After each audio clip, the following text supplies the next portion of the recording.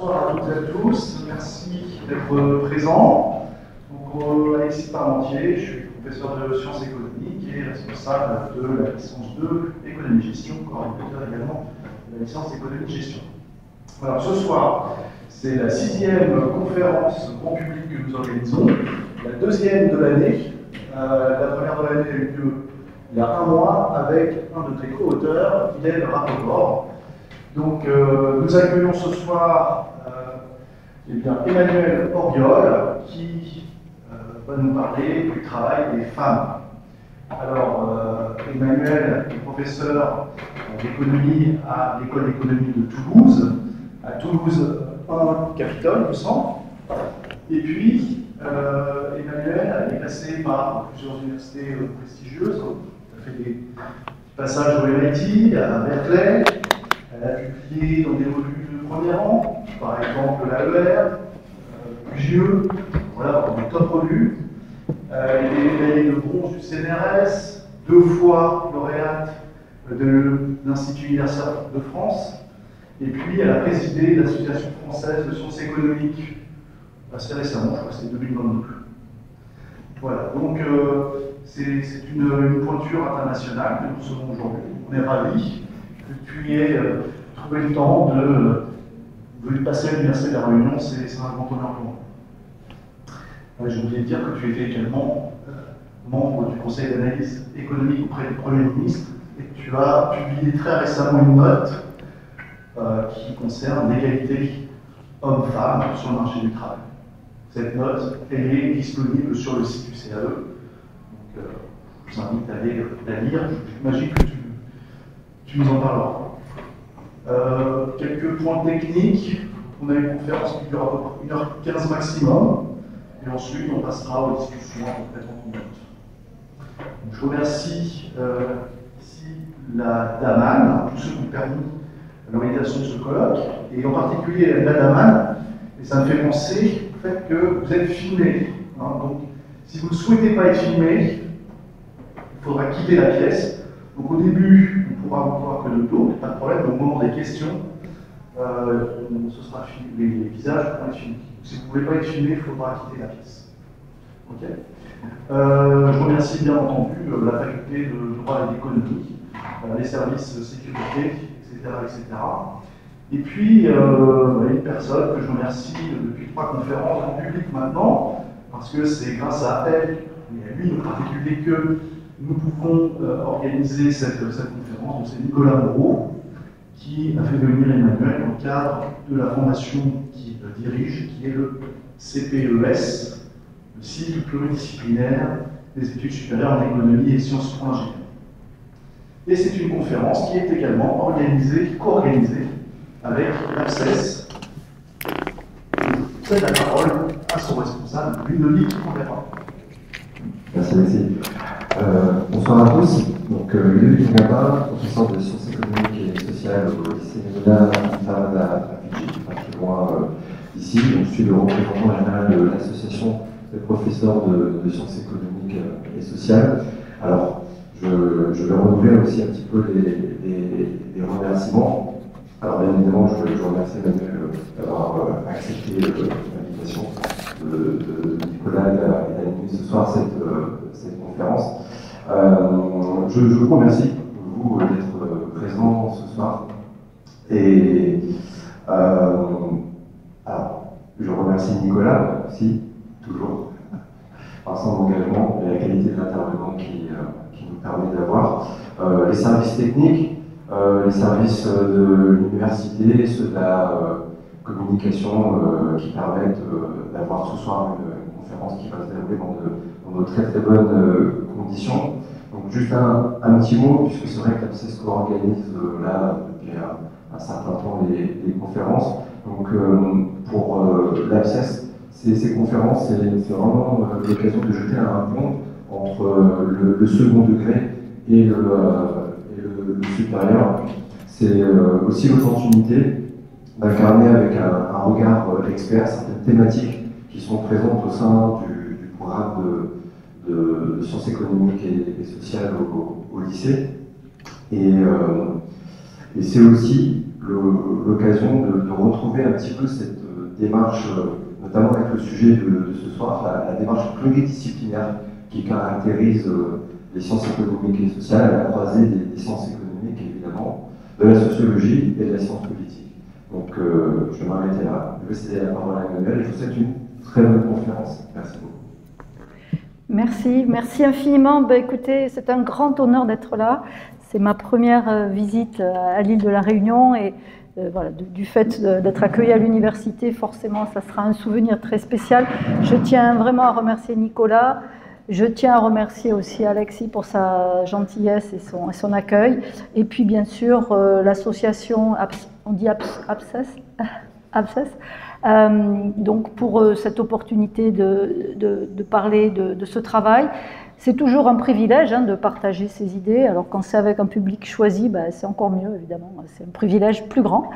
Et donc, le thème qu'on a choisi avec Alexis et avec Nicolas, c'est justement quelque chose que j'ai fait dans le cadre du CAE, cette note dont qu'on vient d'évoquer, avec donc deux co-auteurs. Je vais en parler, je vais vous la présenter, et je vous encourage vivement à regarder ces notes du CAE pour ceux qui font l'économie, parce qu'elles sont accessibles. Alors c'est pas pif gadget, évidemment, c'est des notes faites par des experts, mais ça se dégage quand même du jargon habituel des chercheurs et ça présente des résultats compréhensibles par des gens éduqués, supérieurs comme vous, évidemment.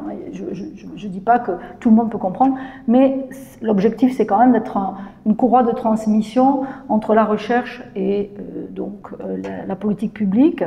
Et là, la note donc parle du travail des femmes en France, puisque les notes du CAE se centrent principalement sur la France, vu que c'est rattaché au cabinet du Premier ministre. C'est indépendant, je tiens à le préciser. Moi, j'ai fait des notes que le Premier ministre ne voulait absolument pas qu'on fasse. Bon, on est indépendant, on les a faites quand même. Donc là, l'intitulé de cette note, je vous ai mis le haut de celle-ci. Elle était sous embargo jusqu'au 28 novembre, donc vous voyez, ça sort du four. C'est donc égalité homme-femme, une question d'équité, un impératif économique.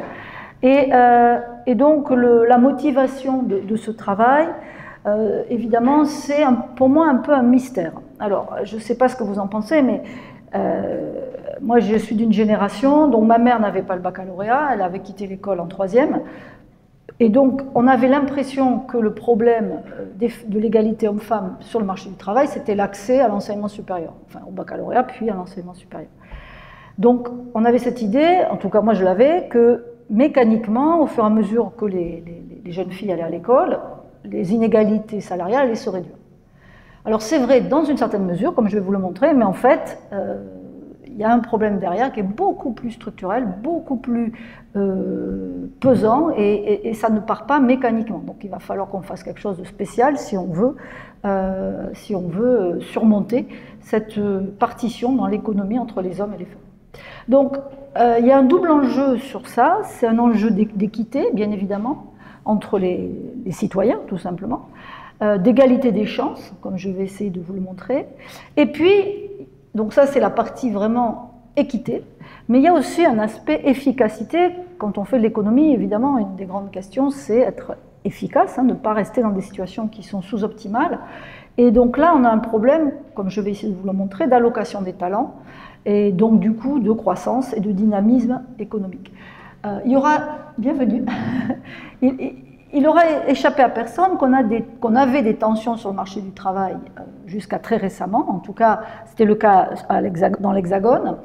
Il y en avait avant la crise du Covid, elles se sont amplifiées avec la crise du Covid, et la situation que je vais vous décrire contribue à ces tensions sur le marché du travail. Parce qu'il y a beaucoup de femmes, en fait, notamment par exemple des médecins, qui ne sont pas devant leurs patients, qui prennent du temps pour s'occuper des enfants, en fait. C'est pas forcément toujours, c'est très important de s'occuper des enfants, mais que ce soit toujours les femmes qui le fassent, c'est pas forcément la meilleure façon d'organiser la société. Et ça, c'est très, très sticky, on dit en anglais, c'est très pesant, ça ne bouge pas. C'est pas quelque chose qui s'améliore tout seul, voyez. Donc moi, c'est marrant parce que c'est ma vie, et ma vie, moi, j'ai déchanté, en fait, parce que j'étais persuadée que tout se jouait à l'école, et évidemment, c'est important l'école, mais c'est pas que là que ça se joue, quoi qu'il y a encore des choses qui se jouent à l'école. Alors, donc quelques chiffres, toujours, c'est utile. On a eu des progrès, bien évidemment, sur les écarts de revenus hommes-femmes, vous les voyez ici. Donc en rouge, c'est l'écart revenu homme-femme, ça se lit donc sur l'échelle de droite en pourcentage. Donc en 90, on avait à peu près 50% d'écart de revenus entre les hommes et les femmes. Aujourd'hui, on est à 30%. Donc il y a eu une amélioration, incontestablement. On voit bien qu'il y a eu un déclin. Vous avez donc la courbe bleu foncé, c'est les hommes, et la courbe bleu clair, c'est les femmes. Le revenu des hommes est à peu près constant dans le temps, et on voit que celui des femmes augmente. Pour 3 raisons. Elles sont plus éduquées, je l'ai évoqué, mais participent plus aussi au marché du travail. Et donc, de ce fait, leur revenu augmente. Par contre, on voit autre chose. On voit qu'à partir des années 2010, ça s'aplatit. C'est-à-dire qu'on a cette diminution des inégalités, et c'est bien là un sujet pour nous ce soir, ça n'a plus l'air de trop bouger. Donc juste pour donner quelques chiffres, entre 90 et 2010, il y a eu moins 15 points en pourcentage. Entre 2010 et 2020, moins 5, on voit bien que les choses se tassent. Et les raisons donc, de cet écart persistant, en fait, sont de 3 ordres. Il y a une interruption des carrières, il y a du temps partiel qui est plus fréquent, et des différences salariales qui perdurent même quand elles font le même volume de travail et qu'elles ont des postes équivalents. Donc il y a aussi quand même derrière un peu de discrimination qui perdure.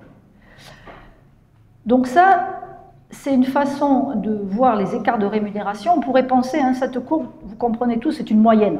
Ça inclut tout le monde, celles qui ont quitté l'école à 12 ans et celles qui ont des doctorats. Donc c'est un peu, on ne sait pas trop, on pourrait se dire c'est peut-être vrai pour certaines catégories mais pas d'autres. Donc là on décompose par quintile pour les différents, donc les 10% les mieux rémunérés jusqu'aux 10% les moins bien rémunérés. Et on voit que donc, les hommes, pour vous, c'est à gauche, les femmes, donc c'est à droite. Et on voit que dans le top 10%, donc dans les 10% des femmes les mieux payées, qui ont les plus hauts revenus, leur revenu est toujours inférieur de 25% à celui des 10% des hommes les mieux payés. Et c'est vrai à tous les échelons, enfin à tous les niveaux de la distribution. Donc vous voyez bien que ces inégalités, elles existent partout. C'est pas, la moyenne ne cache pas la forêt ressemble à l'arbre qu'il y a devant. Donc, c'est vraiment ça.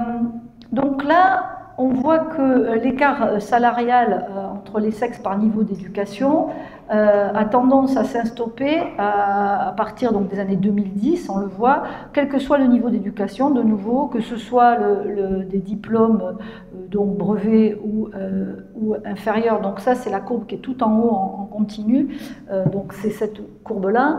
Alors là, les écarts sont très importants de revenus, parce qu'en fait, il y a beaucoup de... Là, les femmes ne travaillent beaucoup moins en heures. Les femmes peu qualifiées, elles se retirent beaucoup plus du marché du travail. Chez les plus éduquées, c'est moins vrai, mais le salaire va être plus bas parce qu'elles font des tas de choix, notamment quand les enfants arrivent, pour être de flexibilité, etc. Et ça se paye en termes de carrière et de revenus.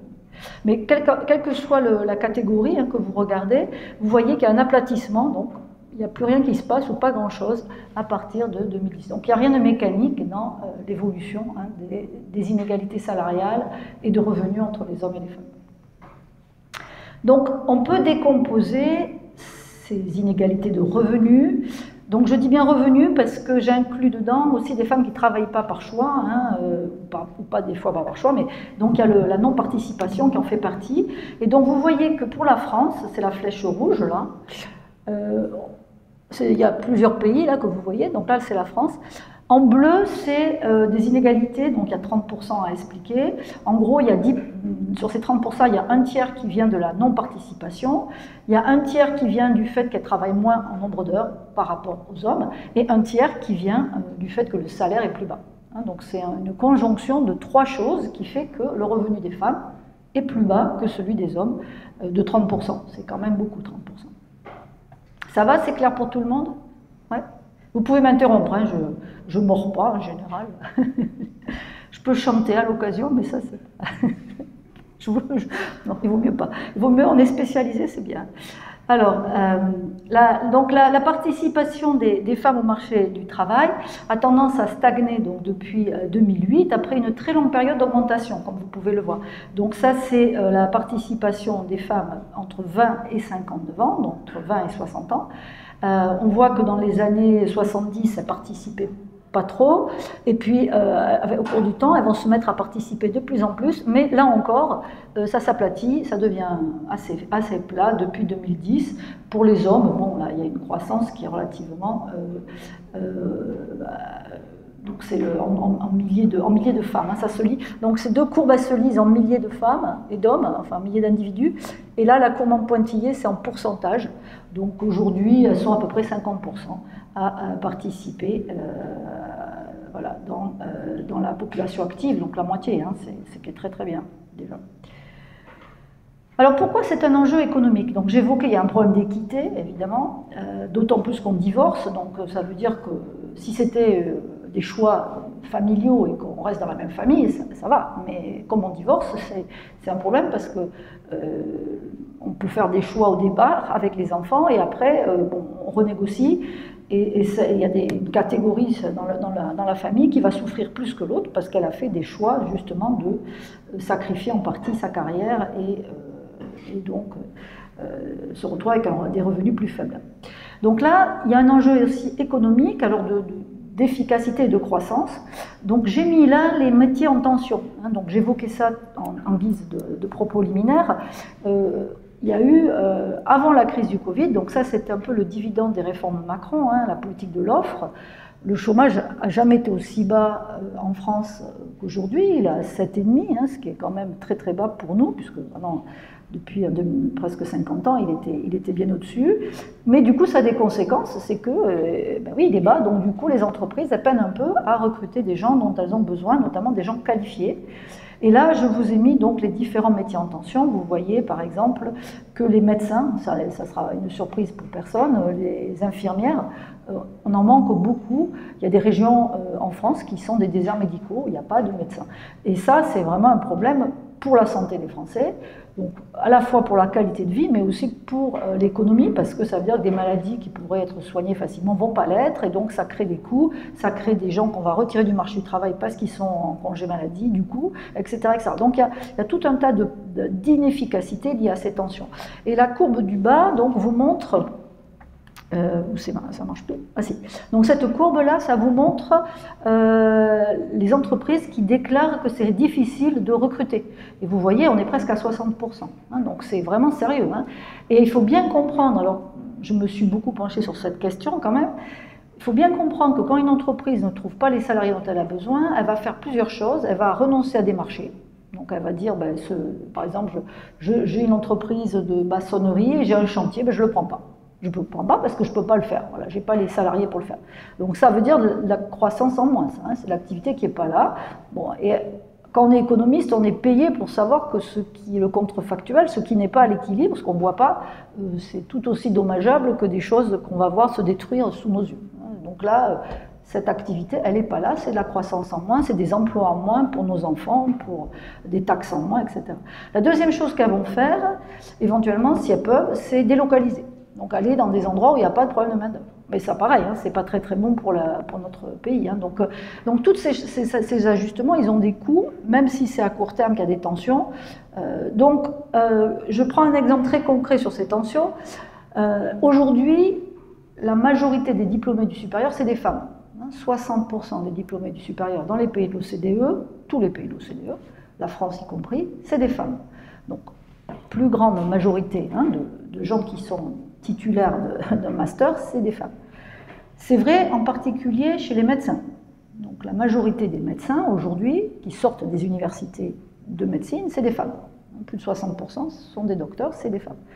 Or, les femmes, en 2019 en France, 22% d'entre elles, les femmes médecins, étaient à temps partiel, contre 6% pour les hommes. Ça fait une différence donc de 16 points.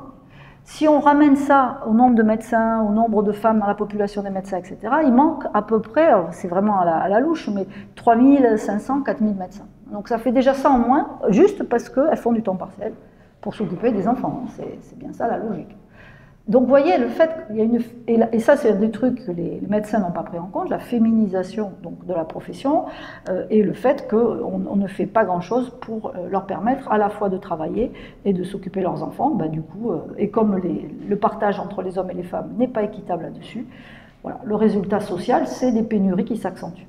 Donc paradoxalement, l'accession des femmes à l'enseignement supérieur contribue aux tensions du marché du travail, puisque l'équilibre qu'on a n'est pas un équilibre qui mécaniquement partage le travail intelligemment entre les sexes.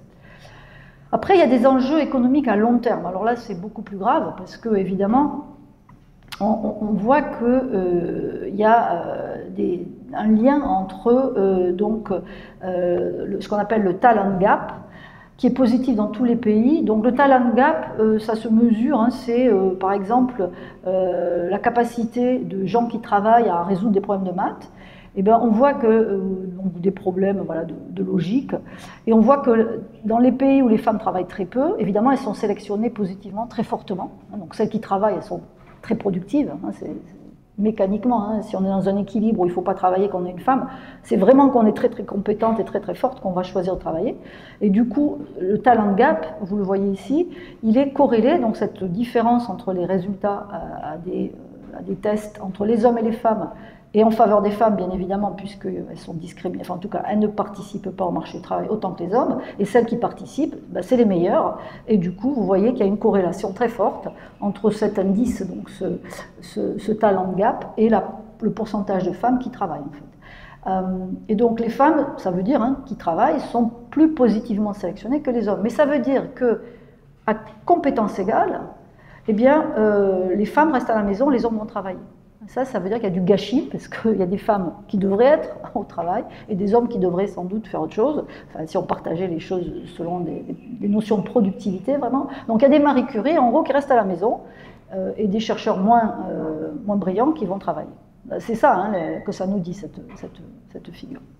Et vous voyez que des pays qui discriminent, enfin qui sont en tout cas très peu favorables au travail des femmes, le Japon en fait partie, c'est un pays qui de ce point de vue est vraiment très mauvais.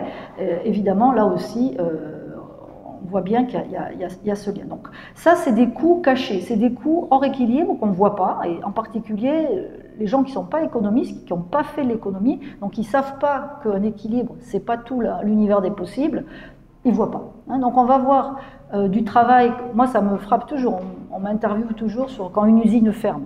Ça arrive qu'une usine ferme, les usines ça vit, ça meurt, c'est comme les gens, c'est un cycle de vie. Donc oh là là, mais on est en train de fermer des pneus, bon ok, je suis désolée, mais bon, voilà, c'est du textile à la papa. Et là on ne va pas voir qu'il y a des tas d'emplois qui sont détruits et qu'on ne voit pas parce que ça n'existe pas, c'est pas à l'équilibre. Donc on se focalise sur des choses qui parfois font partie d'un cycle de vie, et on oublie des choses beaucoup plus importantes. Donc là, il y a des chercheurs qui se sont amusés à essayer de voir le coût de ces inégalités de genre, et donc ils disent, c'est un peu au doigt mouillé, c'est quand même le Fonds monétaire international, ils ont des chercheurs sérieux, il ne faut pas croire qu'ils embauchent des onzons là. Ils disent que réduire le gender gap de 25% d'ici 2025, ça pourrait augmenter le PIB mondial de 5 milliards de dollars. Parce que toute cette productivité qui n'a pas lieu, elle est perdue pour l'humanité. Je répète, il y a des grandes chercheuses et des grandes entrepreneuses et des médecins remarquables, etc., qui ne sont pas dans la société, dans la vie active. Et il y aurait des recettes fiscales, bien sûr, à la clé, dont on a tellement besoin aujourd'hui. Donc on peut s'amuser aussi à faire ça pour l'Union européenne et voir où c'est que cet impact d'augmenter, d'améliorer l'égalité entre les gens en termes de PNB se ferait le plus sentir, mais là aussi on obtient des chiffres qui sont vraiment importants, de l'ordre entre 2 et 3 milliards d'euros. C'est le genre de chiffres qu'on a en tête pour ce gender gap. Donc c'est des modèles, évidemment, sur un plan purement méthodologique, qui ne sont pas très satisfaisants, parce que c'est très compliqué d'estimer ce qui se passerait. Il faudrait faire de l'économétrie structurelle avec des données qu'on n'a pas, donc c'est compliqué. Mais c'est quand même un effort honorable d'essayer de voir les zones où c'est que le travail des femmes aurait le plus grand impact. Sans surprise, hein, les pays du Sud ou les pays où les femmes sont plus discriminées, comme l'Allemagne, ont des avantages à les faire travailler qui sont plus grands. Donc, si on résume un peu cette intro, un peu longue, mais volontairement, on voit qu'il y a plusieurs marches, en fait, qui expliquent les différences de revenus entre les hommes et les femmes. La première marche, c'est l'éducation. Alors, il y a eu des bonnes nouvelles, hein, les femmes ont rattrapé leur retard en termes d'éducation, en tout cas d'accès à l'enseignement supérieur et baccalauréat. Mais après, il reste des tas de marches qu'elles doivent franchir. Donc, il y a une discrimination à l'embauche. Alors ça, on va voir que c'est de moins en moins vrai, en fait. En tout cas, on a des expériences récentes, ce qu'on appelle comment on dit en français, des expériences randomisées, contrôlées, ça se dit, oui, bon, les RCT. Et donc, oui, on a envoyé des CV de manière anonyme, juste en changeant le nom, hein, de manière aléatoire, à des employeurs, et on n'a pas remarqué qu'ils rappelaient moins les femmes que les hommes. Donc sur juste l'étape de l'embauche, il n'y a pas, c'est une étude, hein, mais il n'y a pas un énorme signe de discrimination. C'est moins vrai dans ma profession. Chez les chercheurs en économie, on a des signes de discrimination à l'embauche, surtout aux États-Unis d'ailleurs. Après, donc, il y a une deuxième marche qui est très importante, c'est quand les enfants arrivent. Déjà ça, c'est vraiment quelque chose de très très fort. Et puis, il y a le plafond de verre et les évolutions de carrière. Et c'est un peu lié tout ça parce qu'il y a quelque chose, comme ça a été évoqué hein, en guise d'introduction, de l'ordre de la sociologie, de la psychologie, de comment on perçoit les femmes sur le marché du travail. Et donc tout ça, ça joue sur l'idée qu'on va s'en faire et donc l'idée qu'on va avoir de les promouvoir ou pas. Or, c'est sur les promotions que se font en fait les augmentations de revenus. C'est pas tellement les bonus hein, qui font ça, c'est vraiment les promotions qui sont fondamentales. Ok, donc première brique, l'éducation et choix des filières. Okay, donc les filles, ça je l'ai déjà annoncé, hein, elles sont, c'est la bonne nouvelle, plus diplômées que les garçons. Hein, et même, à mon avis, c'est une source d'inquiétude pour les garçons. Il faut qu'on s'inquiète pour nos petits garçons qui, en tout cas, il y a toute une catégorie de petits garçons qui ne réussissent pas bien à l'école. Et c'est un vrai souci pour la société aussi. Enfin, moi, l'équité, elle marche dans les deux sens.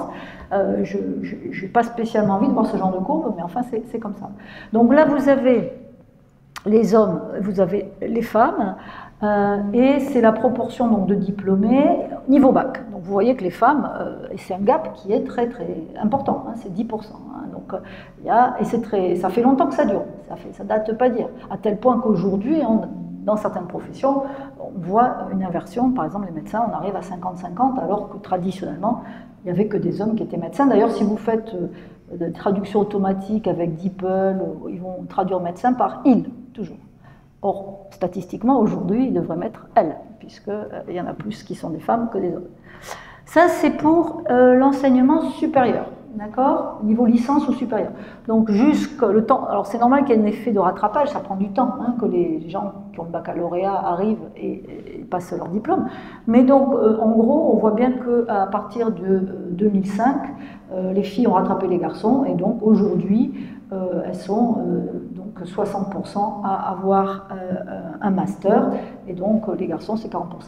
Donc il y a un vrai rattrapage, rééquilibrage. Et moi, c'était ça qui me faisait penser, bah, c'est bon, hein, ça y est, c'est réglé, l'histoire, la messe est dite. Bah, pas du tout. Alors, pourquoi pas du tout? D'abord parce que c'est incroyable, et ça vous le voyez dans les lycées forcément, à quel point le choix des filières sont genrés. C'est caricatural, mais regardez en particulier les filières technologiques. On a envie de pleurer, hein, voilà. Donc filière pro, filière terminale technologique. Alors les filles, industrie, développement durable, c'est 7%, santé et sociale, 88%. Ça veut dire que le contraire, le complément, c'est les hommes, mais c'est complètement, mais c'est des filières qui sont complètement ségrégées en fait. Naturellement, je dirais, puisque c'est pas... Ensuite, électricité, pareil, alors, et électronique, apparemment, ça ne plaît pas aux filles, 3%, sanitaire et social, de nouveau, 91%. Donc, vous voyez que ça, c'est quand même une source d'inquiétude, hein, parce qu'on aimerait que ce soit beaucoup plus équilibré. Alors, sur les filières générales, vous pourrez me dire, bon, ok, c'est les filières technologiques, peut-être. Et après, ça s'auto-entretient. Parce que les filles, ce qu'elles disent, quand on les interviewe, elles ne veulent pas aller dans des filières où il n'y a que des garçons. Ça ne leur plaît pas, hein, et je comprends. Hein. D'ailleurs, c'est un souci pour les attirer dans les filières scientifiques, en recherche, en économie, etc., parce que c'est dominé par les hommes, et ça ne fait pas trop envie, en fait. Ça ne leur fait pas envie. Donc, elles disent, ah ben non, on n'a pas envie. Alors maintenant, si on regarde les filières générales, ben évidemment, il n'y a pas de surprise non plus. On voit que les filles vont beaucoup moins vers les maths, la physique et la chimie, et beaucoup plus vers l'histoire géo, les langues et la littérature. Elles sont par contre majoritaires, c'est ce que je disais, hein, les filles réussissent mieux à l'école, et donc elles ont tendance à faire des filières générales, plus souvent que les garçons. Elles sont moins représentées dans les filières, elles sont 38% en filière pro et 48% en filière technologique. Et puis dans l'enseignement supérieur, ben, c'est encore pire d'un certain point de vue. Donc vous voyez que les formations médicales et paramédicales et sociales, bon, c'est 90%, donc on retrouve vraiment, c'est la femme infirmière, hein, vraiment, c'est ça le truc. Il y a l'université, les lettres, il y a les formations ingénieurs, alors 28%, là c'est la Bérésina. Je crois que cette année à Polytechnique, ils n'avaient jamais eu aussi peu de filles. Il y a eu la réforme Blanquer, il faut se souvenir, où on pouvait choisir si on faisait des maths ou pas, un effondrement complet des filles qui ne faisaient plus de maths du tout, obligées de revenir en arrière. C'est vraiment pas des bonnes réformes, ça. Peut-être il n'avait pas anticipé. C'est vrai que dans d'autres pays, il n'y a pas autant de maths, et donc c'est ça qu'il a voulu faire, je le comprends, mais il faut faire gaffe, hein, parce que là... Donc on voit bien que ces inégalités, elles commencent tôt, hein, c'est l'école, ça, hein, c'est pas... Et du coup, évidemment, on a une très forte sous-représentation des filles en STEM. Donc les STEM, c'est tout ce qui est technologique, scientifique, je ne sais plus ce que ça veut dire en anglais, mais c'est vraiment les filières scientifiques et technologiques. Donc en rouge, vous avez la France. Et vous voyez, et ça c'est très important pour ce qu'on est en train de voir ce soir, c'est que ce n'est pas une fatalité, hein, puisqu'il y a des pays où il y a beaucoup plus de filles qui font des STEM que la France, hein, il y a de la variance. Hein, donc c'est évident qu'on peut jouer dessus. Hein, on peut faire en sorte que les filles s'intéressent davantage aux sciences. Alors et après, on a un problème aussi, en France notamment, de gens qui vont dans les STEM. Les STEM, c'est très important, parce que c'est là où on fait de l'innovation, c'est là où on a des ingénieurs, etc. Donc un pays qui n'a pas des bons ingénieurs, évidemment, il est moins performant. Et vous voyez que la France n'a pas assez de gens dans les STEM, notamment comparativement à la Suède, qui en a beaucoup plus, avec plus de filles dedans, et les pays d'Europe du Nord en général, qui sont qui discriminent moins les filles en général, donc la Norvège et le Danemark. Alors pourquoi les filles ne s'orientent pas vers les sciences? En fait, quand on regarde les études, on s'aperçoit, et c'est déprimant, enfin vous avez vu les derniers résultats de Teams, là, on a envie de se tirer une balle dans la tête, hein. On a encore dégringolé, et l'écart entre les filles et les garçons est encore plus grand qu'avant, mais elles ont, alors ça c'est peut-être pas dans le bon ordre, je vais peut-être d'abord aller... Voilà. Non. Oui, je vais d'abord parler de cette slide-là parce que c'est plus logique. Donc le décrochage, on a regardé ça très en détail, on a plein d'études assez précises faites par des économistes de qualité, notamment Breda, là, qui est cité. Et tout ça, c'est dans la note. Hein, vous pouvez enfin, il n'y a pas autant de détails, mais vous avez vraiment... le condensé, je dirais, ce qu'il y a de plus intéressant, c'est dans la note du CAE. Donc, le décrochage des filles commence très tôt, il commence au CP en fait. Donc, quand elles rentrent au CP, les filles et les garçons, on fait des tas de tests, notamment de maths, il n'y a pas de différence entre les gens, aucune. À la fin du CP, il y a déjà des différences. Donc, c'est là que ça commence, et ça va faire que s'amplifier au cours du temps. Donc, ce que vous voyez ici, en violet, c'est le first grade, enfin tout ça c'est le CP, mais c'est au début, au milieu, à la fin. Non, pardon, c'est beginning first grade, middle first grade, beginning, non, pardon. Donc le début, le milieu, et après quand on passe dans le grade supérieur. Donc en français, les filles performent mieux que les garçons. Au début, l'écart se diminue au milieu du CP, puis ça se réamplifie un petit peu. En maths, au début, il n'y a pas de différence, c'est ce que je vous disais. entre les filles et les garçons, leur performance en maths est identique. Et puis, au milieu du CP, il y a des différences qui apparaissent. Et puis, alors, à l'entrée, donc dans la classe supérieure, ces différences s'amplifient et tout au long de la scolarité, elles vont ne faire que se creuser. Et ce qu'on voit en plus, qui est le plus dramatique en fait, c'est que ça affecte d'autant plus fortement les meilleurs en mathématiques, celles qui font partie du top 1% en début. Donc c'est celles-là qui décrochent le plus, c'est celles-là qu'on décourage le plus en fait de faire des mathématiques, alors que c'est elles qu'on devrait encourager le plus, puisque si elles font partie des top 1%, c'est les futurs mathématiciens, on les veut, hein, et bien on ne le fait pas. Donc ça c'est vraiment un souci de l'enseignement des mathématiques au cours préparatoire. Et alors il y a plusieurs raisons à mon avis à ça. Un problème qu'on a aujourd'hui, enfin moi en tout cas que j'ai constaté, je ne sais pas c'est quoi votre constatation, mais c'est que en fait la plupart des enseignants, des professeurs des écoles n'ont pas fait de mathématiques, ils viennent de filières plutôt sciences humaines en fait. Et du coup, certains n'aiment pas les mathématiques. En fait, ils ont été traumatisés à l'école, et donc quand ils l'enseignent, c'est un problème parce que quelque chose qu'on n'aime pas, on l'enseigne pas très très bien. Donc je pense que ça explique en partie pourquoi la France, on n'a pas un très très bon niveau en maths. Alors pourquoi on a moins de gens qui viennent de maths? Parce qu'aujourd'hui, les mathématiciens, ils ont plein d'opportunités de travail dans la finance, dans le big data, et donc ils viennent plus en fait passer les concours tout simplement. Donc il y a très très peu de gens qui ont fait des mathématiques et qui enseignent au primaire. C'est quand même un souci pour l'enseignement des maths, et en particulier pour les filles. Donc quand on leur demande pourquoi elles n'y vont pas, bah déjà, effectivement, au bout d'un moment, elles réussissent moins bien, hein. Il y a une vraie appréhension, ensuite on le voit dans Teams et dans PISA, vis-à-vis des maths. Elles ont peur des maths, ce qui n'est pas normal, hein, ça ne devrait pas avoir faire peur, hein, les maths. Et donc là, vous avez les réponses à leurs questions. Elles pensent qu'en mathématiques, systématiquement, quel que soit d'ailleurs leur milieu, qu'ils soient très favorisés, défavorisés, donc il faut comprendre que ça touche absolument tout le monde, hein, en fait, elles pensent toujours qu'elles sont moins bonnes que les garçons, toujours. C'est vraiment une conviction qu'elles ont, et ça naît au CP. Donc c'est quelque chose qu'il faut, pas en maternelle heureusement, mais au CP. Donc là, il va falloir qu'on prenne le taureau par les cornes. La France qui est, je sais pas moi, le pays de Poincaré, de Fermat, on est nul en maths aujourd'hui, ça ne va pas, enfin, c'est pas normal, il y a quelque chose qui ne va pas chez nous, et en particulier sur les filles. Donc il y a un très grand écart de performance au test de compétences en 6e, en 3e, et en 3e, ça y est, c'est internalisé par les filles, elles ne sont pas bonnes en maths, elles vont faire autre chose. Voilà. C'est comme ça que ça se joue. Et donc on est moins étonné de voir les résultats, hein, que je vous ai présentés sur les bacs. Beaucoup moins étonné du coup. Alors, d'où ça vient, hein? Il y a quand même quelque chose à se poser. Alors, ce qu'on a vu dans les études, et ça, donc, c'est pour vous montrer que l'économie, ça s'intéresse, enfin, vous le savez, mais aux autres disciplines, il ne faut pas être, voilà, il n'y a pas que homo economicus, hein, loin de là.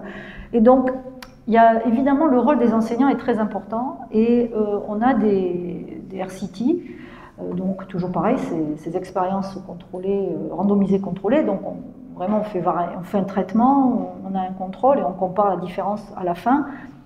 Et s'il y a une différence, elle vient vraiment du traitement. Donc c'est ce qu'on fait avec les médicaments, hein, typiquement, pour tester un médicament. Et donc ces expériences, elles montrent que les stéréotypes de genre des enseignants ont des effets très marqués sur le niveau en maths des filles et des garçons, ainsi que sur leur choix de filière par la suite. Donc il y a plusieurs papiers qui montrent ça. Et pourtant, tout ça, c'est assez malléable. Alors, il y a un truc que j'aime beaucoup, un papier que j'aime beaucoup d'une collègue, Claudia Sénic, qui est à PSE.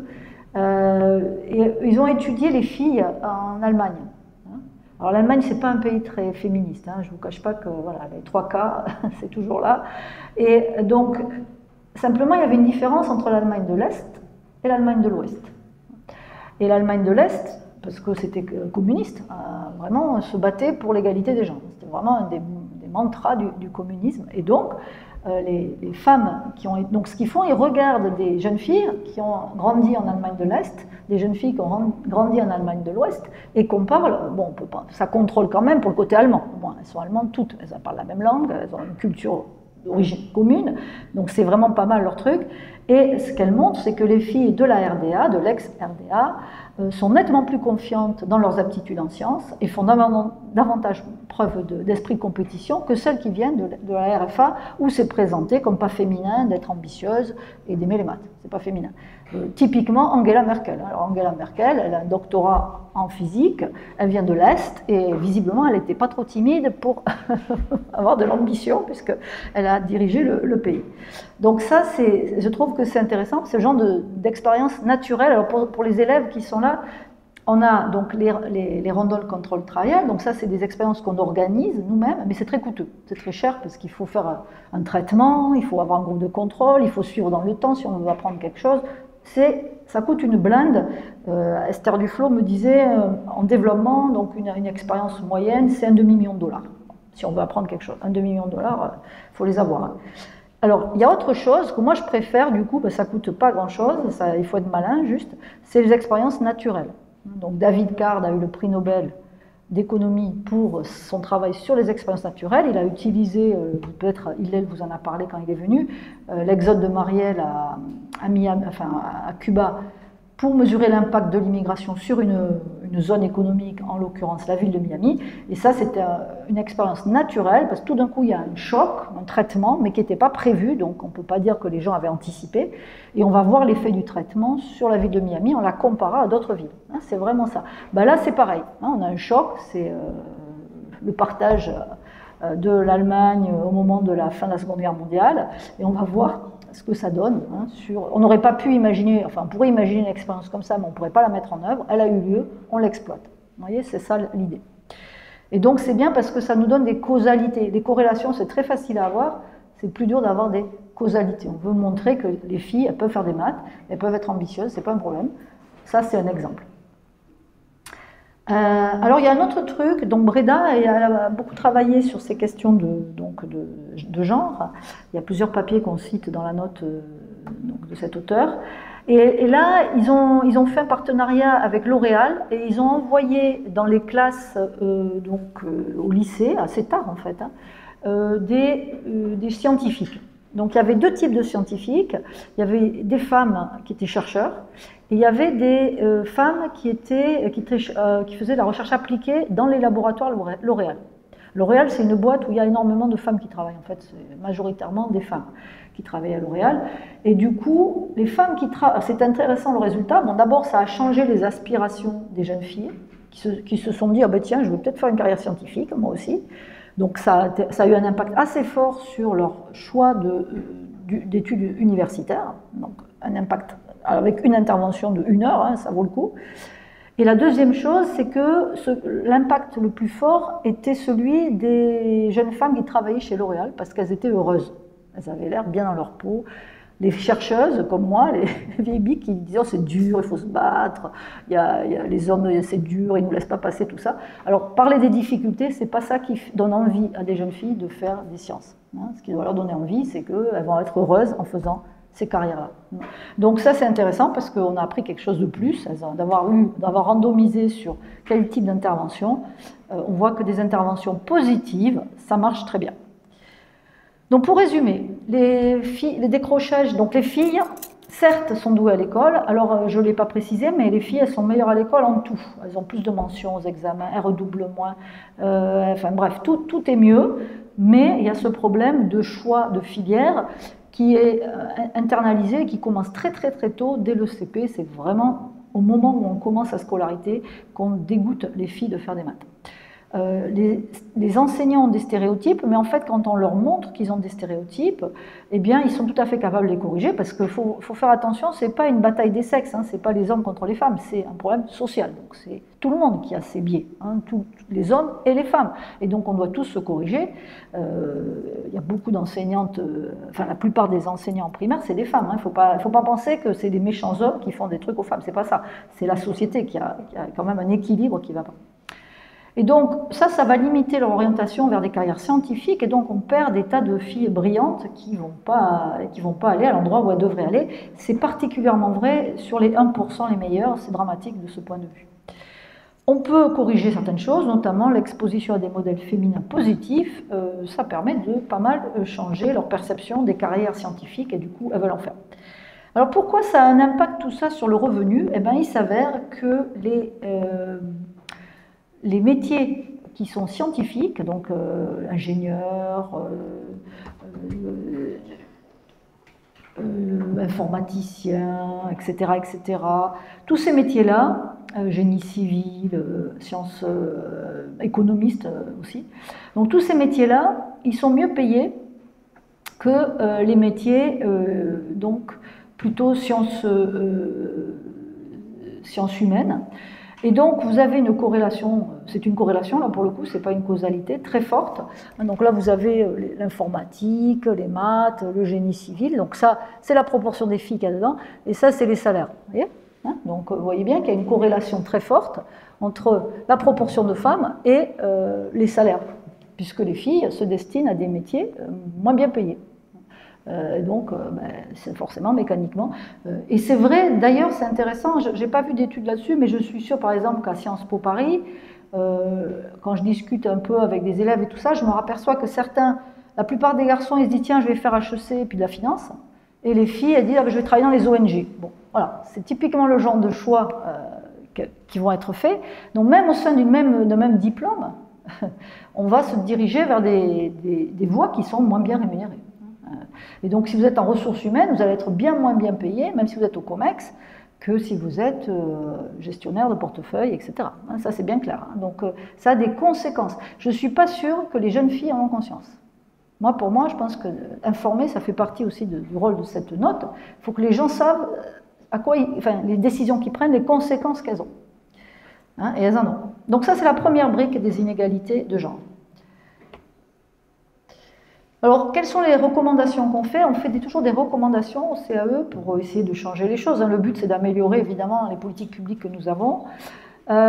Donc, la première chose, on pense, c'est qu'il faut créer des brigades de professeurs des écoles spécialisées en mathématiques. Parce que, comme je l'évoquais, la plupart des enseignants de primaire sont issus plutôt de fac de lettres. Certains avec des traumatismes dans l'apprentissage des maths, je ne pense pas que ce soit idéal pour transmettre l'amour des maths.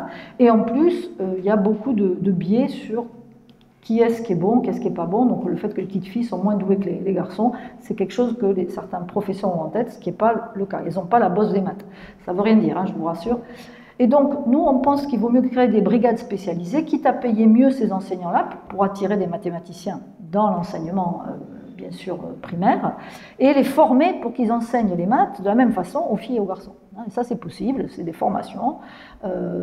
Il faut également, ça c'est très peu coûteux, promouvoir les carrières scientifiques tout au long de la scolarité par des expositions ou des modèles féminins positifs. Il faut faire envie aux jeunes filles qui sont douées en maths de faire des maths. Et il faut leur montrer des gens épanouis qui font un métier qu'elles aiment et bien payés en plus, donc c'est pas mal.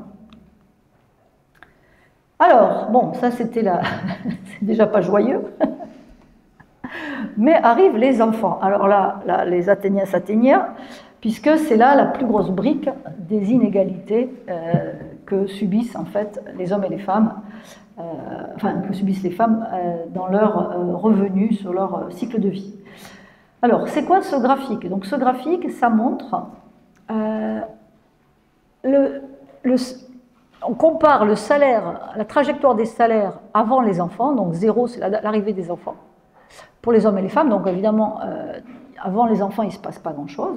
Ça ne veut pas dire qu'ils ont le même salaire. Ça veut dire que si je suis une femme, je suis en rouge là, et que je n'ai pas d'enfants, je vais sans doute avoir une trajectoire comme ça, toute droite, sur mes revenus et mes salaires.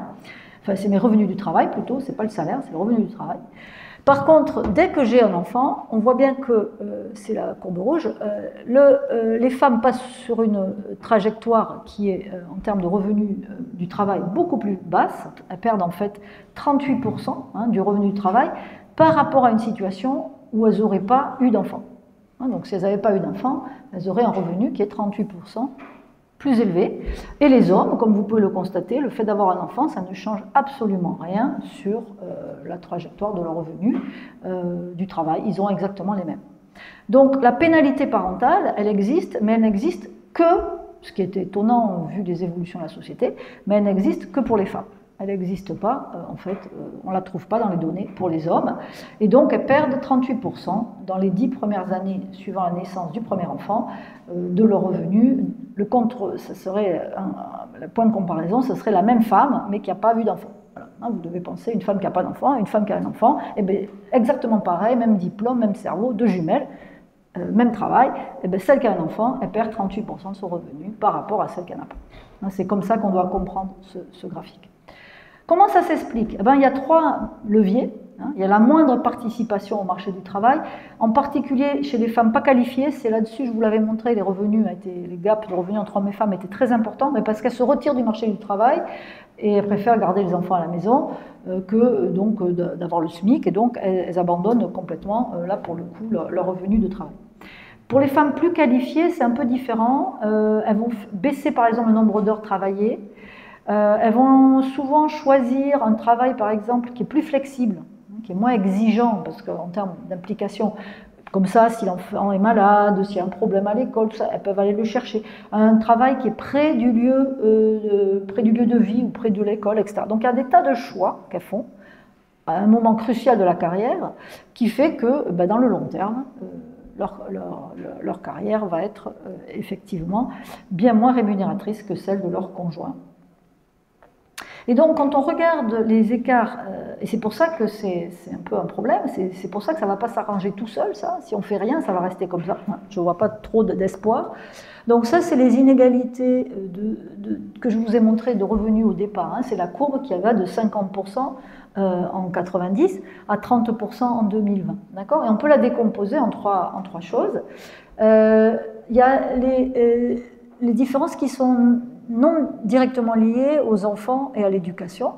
Il y a les différences qui sont liées à l'éducation, qui subsistent, et puis il y a les différences à cause de l'arrivée des enfants. Et ce que vous voyez, c'est que les différences liées à l'arrivée des enfants, ça représente 90% quasiment aujourd'hui de la pénalité d'être une femme en termes de revenus du travail. Et ça va avoir des conséquences assez graves sur la société, je l'ai dit, en termes de macroéconomique, en termes de court terme, de tension sur le marché du travail, mais aussi en termes de fécondité. Donc ça a des conséquences sur plein de choses. Il faut qu'on s'en inquiète, la situation n'est pas bonne. Alors, donc on pourrait penser... Bon, c'est tout à fait naturel quand on est économiste, que ok, mais peut-être dans les couples, les gens se spécialisent selon leur avantage comparatif. Donc vous avez une femme très peu diplômée avec un homme très diplômé, ça paraît logique que l'homme poursuive sa carrière et que la femme s'occupe des enfants. Voilà. Mais ça, c'est pas ce qu'on voit. C'est-à-dire que ce qu'on voit dans les données, c'est que la femme soit plus diplômée que son mari, son conjoint, que la femme ait de meilleures perspectives de carrière a priori que son conjoint, c'est toujours elle qui va faire les ajustements en termes de carrière et de travail. C'est pas l'homme. Donc c'est vraiment un truc culturel, hyper pesant et qui bouge pas. Donc on voit bien ici, c'est les femmes du premier quartile, les femmes du quatrième quartile. Il n'y a aucune différence, que vous soyez dans le top 10% les mieux payés ou les moins bien payés, c'est toujours vous qui faites les ajustements, ce qui n'est pas normal puisque on voudrait mieux se spécialiser selon des avantages comparatifs. Alors on pourrait se dire, oui mais c'est la biologie, c'est parce que c'est comme ça, quand on allaite, ceci, cela, les hormones, bon. C'est pas non plus la biologie, parce que quand on compare des parents qui adoptent avec des parents qui ont des enfants biologiques, les résultats sont exactement les mêmes. Donc là, vous avez un graphique avec les mères biologiques et les mères adoptives, et vous voyez que la pénalité, elle est toujours pour leurs pommes. Ça n'a rien à voir avec la biologie, c'est vraiment un problème culturel et d'organisation de la société. Et en plus, ça, c'est sur des données danoises. Donc je peux vous dire que pour la France, c'est encore pire. Donc on voit bien, c'est un tiers que j'évoquais, la marge extensive, la participation, je me retire du marché du travail, la marge intensive, le nombre d'heures travaillées, un tiers, et le salaire horaire, je fais des tas de choix de secteurs, d'entreprises, de professions qui sont moins bien payés, et donc ça se solde par un revenu qui est plus bas à la fin. Alors, est-ce que c'est choisi? C'est très difficile ça, parce que nos goûts, hein, ils sont complètement déterminés par la société, par le monde dans lequel on vit. Donc, c'est vraiment difficile. Je pense qu'il faut se poser, nous, en tant qu'économistes, plutôt la question en termes d'efficacité et d'équité, parce que et les gens rationalisent énormément. Moi, j'ai des collègues à TSE, ils travaillent sur la fertilité, par exemple, les désirs d'enfants en Afrique. Vous leur posez la question à un moment donné, vous leur reposez 10 ans après, ils ont complètement oublié, enfin quelques années après, ils ont complètement oublié leur réel désir de fertilité. Ils adoptent, en fait le cerveau fait en sorte de rationaliser ce qu'on a fait, son parcours, tant mieux, on est plus heureux comme ça, et donc de dire, bah oui, mais en fait moi mon souhait c'était de rester à la maison. Je ne sais pas si c'était ton souhait, mais en tout cas c'est ce que on va se dire pour pouvoir se consoler, en tout cas.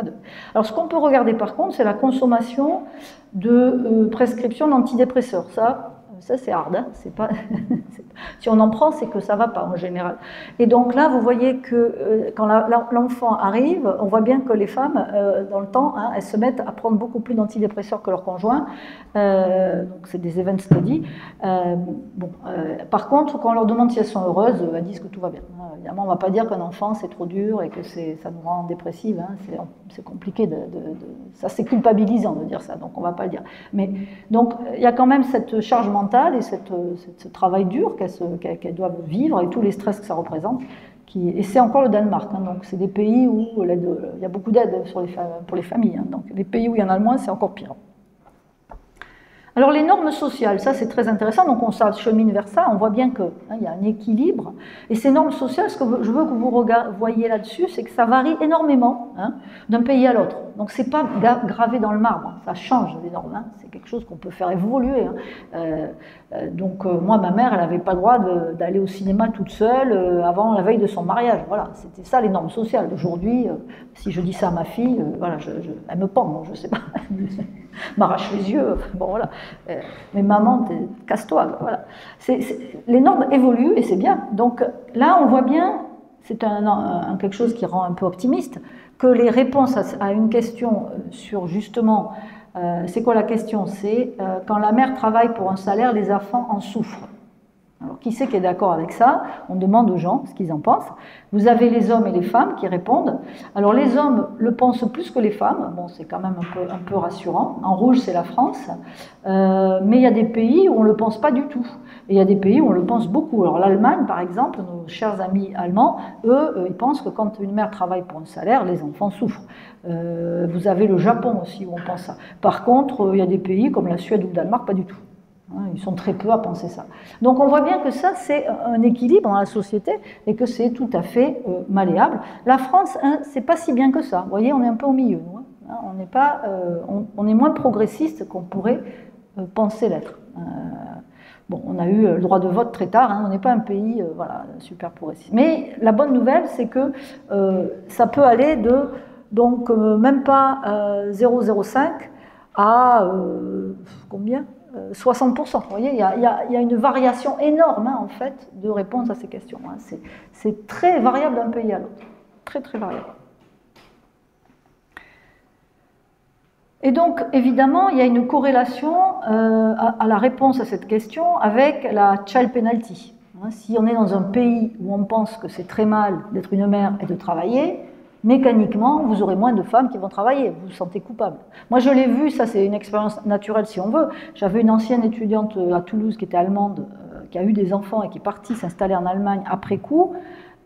Tout d'un coup, elle s'est sentie très très mal parce qu'elle travaillait, alors qu'en France, ça posait aucun problème. Donc, on voit bien que d'être dans un environnement où tout le monde vous regarde comme si vous étiez un monstre parce que vous n'êtes pas à garder vos enfants à la maison, ça joue, oui, au bout d'un moment, on ne se sent pas très bien. Donc, on est sociaux, on a besoin de la reconnaissance de ses pairs. Donc là, on voit bien qu'il y a une corrélation entre la réponse à ces questions et le fait que la child penalty est très élevée. Dans les pays comme l'Allemagne, où on dit que c'est très mal de travailler, effectivement, la child penalty, elle est très élevée. Alors ça a des conséquences sur la natalité, parce que évidemment, comme on divorce et que les femmes le savent, à un moment donné, c'est un peu le choix, soit travailler, soit avoir des enfants. Alors, ben oui, mais si je ne peux pas travailler, je vais me retrouver dans une situation de précaire, bof, donc en danger personnellement, mes enfants avec moi en plus. Donc je vais en faire moins des enfants, par exemple. Ça peut être ça la stratégie. C'est la stratégie allemande, je fais un enfant. Voilà, comme ça, je peux travailler quand même et me mettre les fesses au sec et en même temps, bon, avoir un enfant. Et donc on voit bien qu'il y a une corrélation très forte entre le taux de fécondité et puis cette child penalty. Plus la child penalty est élevée, ben, plus le taux de fécondité est bas. Et c'est un vrai souci, on est en train de disparaître l'humanité. Hein. C'est un problème en Chine, c'est un problème en Europe, c'est un problème maintenant dans certains pays d'Amérique latine. Il n'y a que l'Afrique qui n'a pas fait sa transition démographique, tout le reste du monde l'a fait. Et là, bon, on va avoir des problèmes. On a des problèmes déjà en Europe. L'Allemagne a des problèmes. C'est pour ça aussi qu'ils avaient accueilli beaucoup de réfugiés syriens, parce qu'il y avait un problème très fort de natalité. Donc le réarmement démographique, et la France, qui était un pays où on avait plus d'enfants qu'ailleurs, enfin relativement plus, maintenant en a moins, et il faut quand même y voir un lien de cause à effet. Si vous ne pouvez pas avoir de carrière, pourquoi vous feriez des enfants, hein? C'est un peu ça la question. Et donc, on voit bien que plus la pénalité est forte, plus le contrat de spécialisation et moins il est attirant pour les femmes. Du coup, évidemment, une solution, c'est d'externaliser en partie la charge des enfants. Et donc, l'accueil de la petite enfance, c'est très important. C'est important pour que les mères se sentent bien, qu'elles sachent que leurs enfants sont dans des structures de qualité et qu'elles puissent... comme leur mari, leur partenaire. Alors après, je ne suis pas homophobe, hein, leur mari ou leur partenaire du même sexe, mais les couples de même sexe, c'est intéressant parce qu'il y a moins ce stéréotype ni chez les hommes ni chez les femmes d'en coller un à la maison. Donc là, c'est plus selon les avantages comparatifs. Et donc là, c'est une corrélation entre le taux d'activité des femmes et le taux d'inscription des enfants de moins de 3 ans dans les structures d'accueil. Et on voit bien que, évidemment, plus il y a de place dans les structures d'accueil, plus c'est normal aussi socialement de mettre ses enfants dans des structures d'accueil, plus vous allez avoir tendance à travailler. Et donc, plus on peut espérer que la natalité sera soutenue.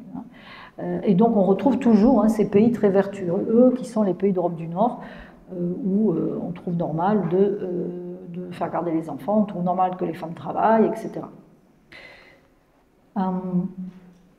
Et donc, bon, là, c'est le lien entre petite enfance et participation, hein, qui est un lien direct, parce que s'il n'y a pas de place, ben, vous êtes obligé de garder les enfants à la maison. Donc, de toute façon, là c'est même plus la corrélation, c'est de la causalité. Mais on voit bien que, bon, en gros, il y a des politiques publiques derrière à mettre en œuvre. Ok, donc, du coup, on a des recommandations. C'est la recommandation 2 sur la brique, donc child penalty, qui est quand même la plus importante et à mon avis celle qui est apparemment la plus dure à déboulonner. Enfin, c'est celle-là qui est la plus sticky, la plus, je ne sais pas comment on dit en français, la plus collante, mais c'est pas collante. Il y a celle-là qui présente le plus d'inertie. Voilà, je crois que ce serait ça la bonne traduction. Donc nous, ce qu'on propose, c'est de porter la durée du congé de paternité à 10 semaines, dont 6 obligatoires. Il y a des pays qui font ça. Et de coupler cette réforme avec la mise en place d'un véritable service public de l'accueil des jeunes enfants, avec des campagnes d'information sur les droits ainsi que sur les coûts à long terme de la pénalité parentale. Il faut que les femmes aient conscience, parce que là aussi, il y a un problème d'information. Les femmes ne savent pas, elles pensent, ok, pendant 5 ans, je me mets un peu, j'enlève le pied de l'accélérateur, mais je reprendrai ma carrière après. Oui, ben non, en fait, non. Ce que montrent les données, c'est qu'après, tu ne reprends pas la carrière comme tu l'avais laissée. Tu as passé un train et en plus, il y a plein de décisions, ça aussi c'est dans les entreprises, comment on gère les carrières, mais plein de décisions cruciales pour les carrières qui se font vraiment à un âge où on a les enfants aussi. En tout cas, chez les économies, c'est très clair. On a 7 ans pour publier et c'est les 7 ans où on est fertile. Donc c'est quand même compliqué, quand on est aux États-Unis, notamment en tenure track, d'arriver à avoir carrière et enfants. Donc il y a quand même des choses à revoir. Et donc là, nous, on pense qu'il faut absolument impliquer les pères. Il y a pas et puis ils seront plus heureux. Enfin, ça sera beaucoup plus simple pour tout le monde de faire ça. Alors, vous me direz, on est en pleine crise budgétaire. Et donc, comment on finance ça? En fait, on a regardé, bon, le coût d'une telle extension de congé paternité, c'est 1,3 milliard d'euros. On peut tout à fait le financer avec une réallocation d'un jour de congé standard. C'est-à-dire qu'on prend du congé général et on le transforme en congé paternité ça nous paraît un bon deal pour la société. Voilà, on n'est pas en train de voler des congés aux Français, on est en train de les transformer en quelque chose qui est plus productif pour tout le monde, on va faire une meilleure société. Donc ça nous paraît très, très jouable. Et donc une journée, la journée de solidarité pour l'autonomie, c'est 2,5 milliards d'euros. Donc vous voyez, c'est tout à fait finançable. Ce n'est pas un délire d'économistes. Et avec ce qui reste, on propose de créer, donc avec les 1,2 milliard qui reste, de créer 90 000 nouvelles places d'accueil en crèche sur un horizon de 6 ans. C'est à peu près la moitié de la cible qui a été définie par le HCFEA pour un service public de la petite enfance. Donc il y a vraiment quelque chose à faire. Et nous, ça nous paraît défendable. Enfin, moi, je ne suis pas élue, bien sûr, mais c'est quand même un bon deal de dire on prend du congé, qu'on garde en congé, mais un congé pour les hommes, obligatoire. Ils ne sont pas obligés de les prendre forcément exactement en même temps que les femmes. Ça peut permettre de garder les enfants aussi, les nourrissons, plus longtemps à la maison avec les parents, ce qui est quand même chouette. Hein, ça peut être en succession qu'on fait ça. Ok, c'est clair pour tout le monde. Donc on a vu que c'est un paysage, c'est intéressant qu'on ait commis se plonger dans ces questions parce que il n'y a rien qui est mécanique en fait, et contrairement à ce qu'on pourrait en tout cas imaginer, en tout cas moi naïvement. Alors maintenant il reste les promotions et les carrières. Là il y a des choses un peu faciles à faire et puis d'autres beaucoup plus difficiles qui je vais essayer de voir avec vous. Donc la progression salariale au cours du cycle de vie, en fait, elle est portée par les promotions. C'est des marches, et donc typiquement, en plus pour des raisons incitatives, je ne sais pas si vous faites de la théorie des incitations, mais c'est bien de mettre les augmentations de salaire et de statut social groupées dans un état de la nature, plus loin dans la carrière, parce que comme ça vous motive pour travailler quand vous êtes jeune. Donc vous faites travailler tous les jeunes, beaucoup, parce qu'ils veulent une promotion, et de ce fait, vous avez plein de gens productifs jeunes, et après, vous promettez les meilleurs. Hein, c'est un peu ça la logique.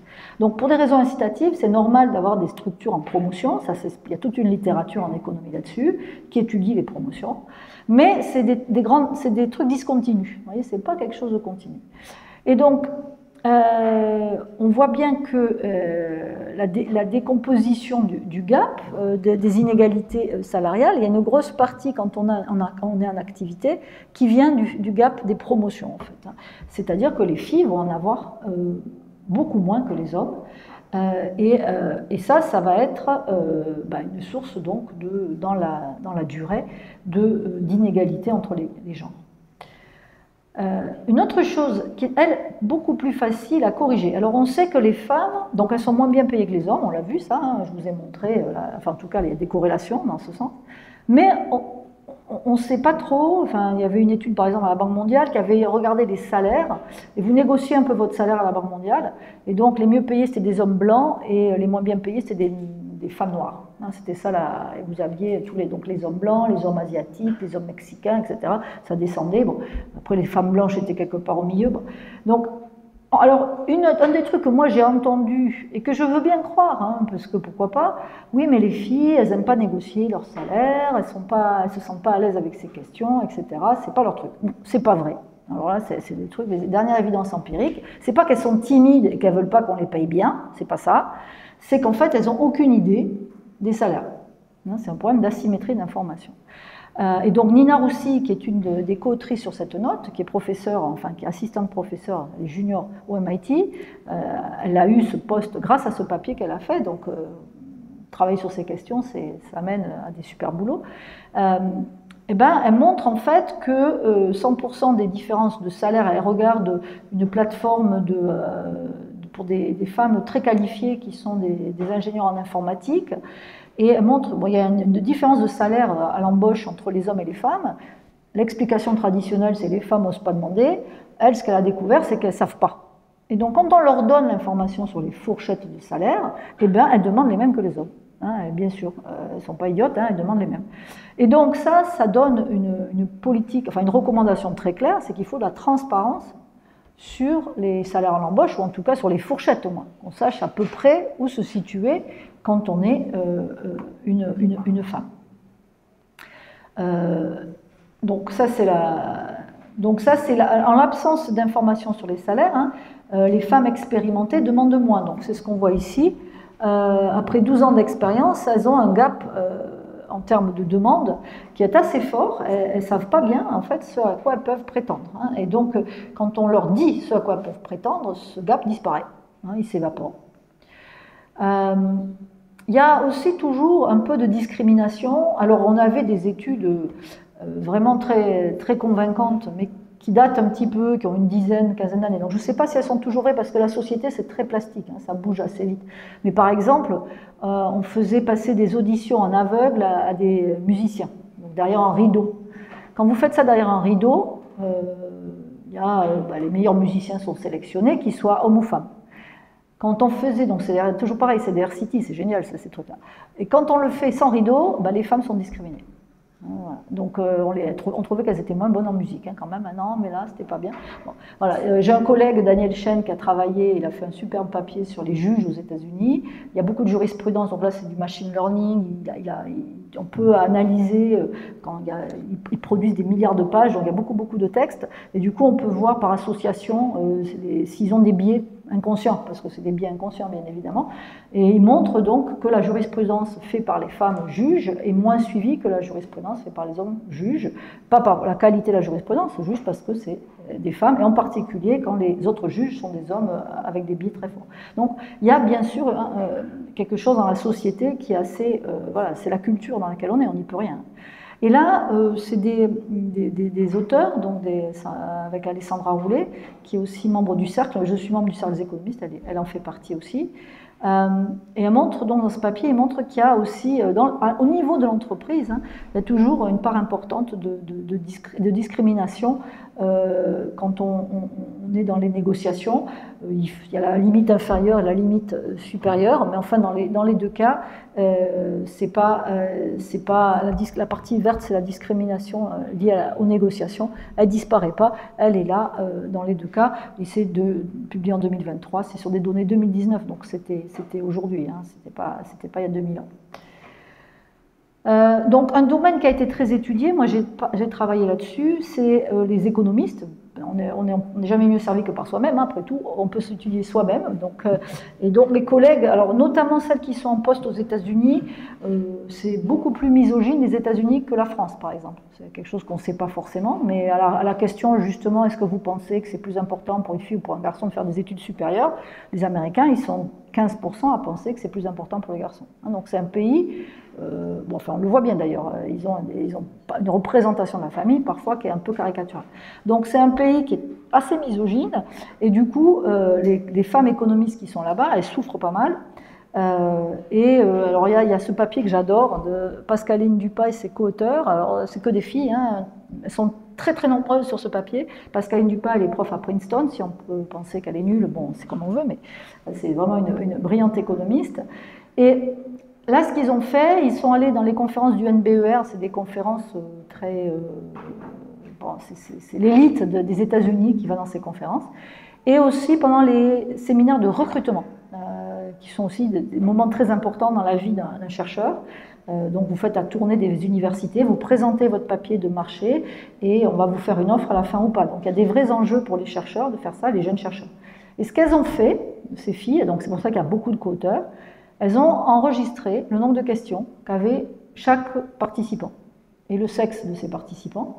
Elles ont aussi enregistré, c'est plus subjectif, la nature de ces questions, hein, savoir si c'est... elles montrent en fait dans ce papier que les femmes, en moyenne, avaient, je ne sais plus combien, alors au NBR, je crois que c'était 3-4 questions en plus que les hommes. Statistiquement, c'était très significatif. Pareil sur les trucs de recrutement.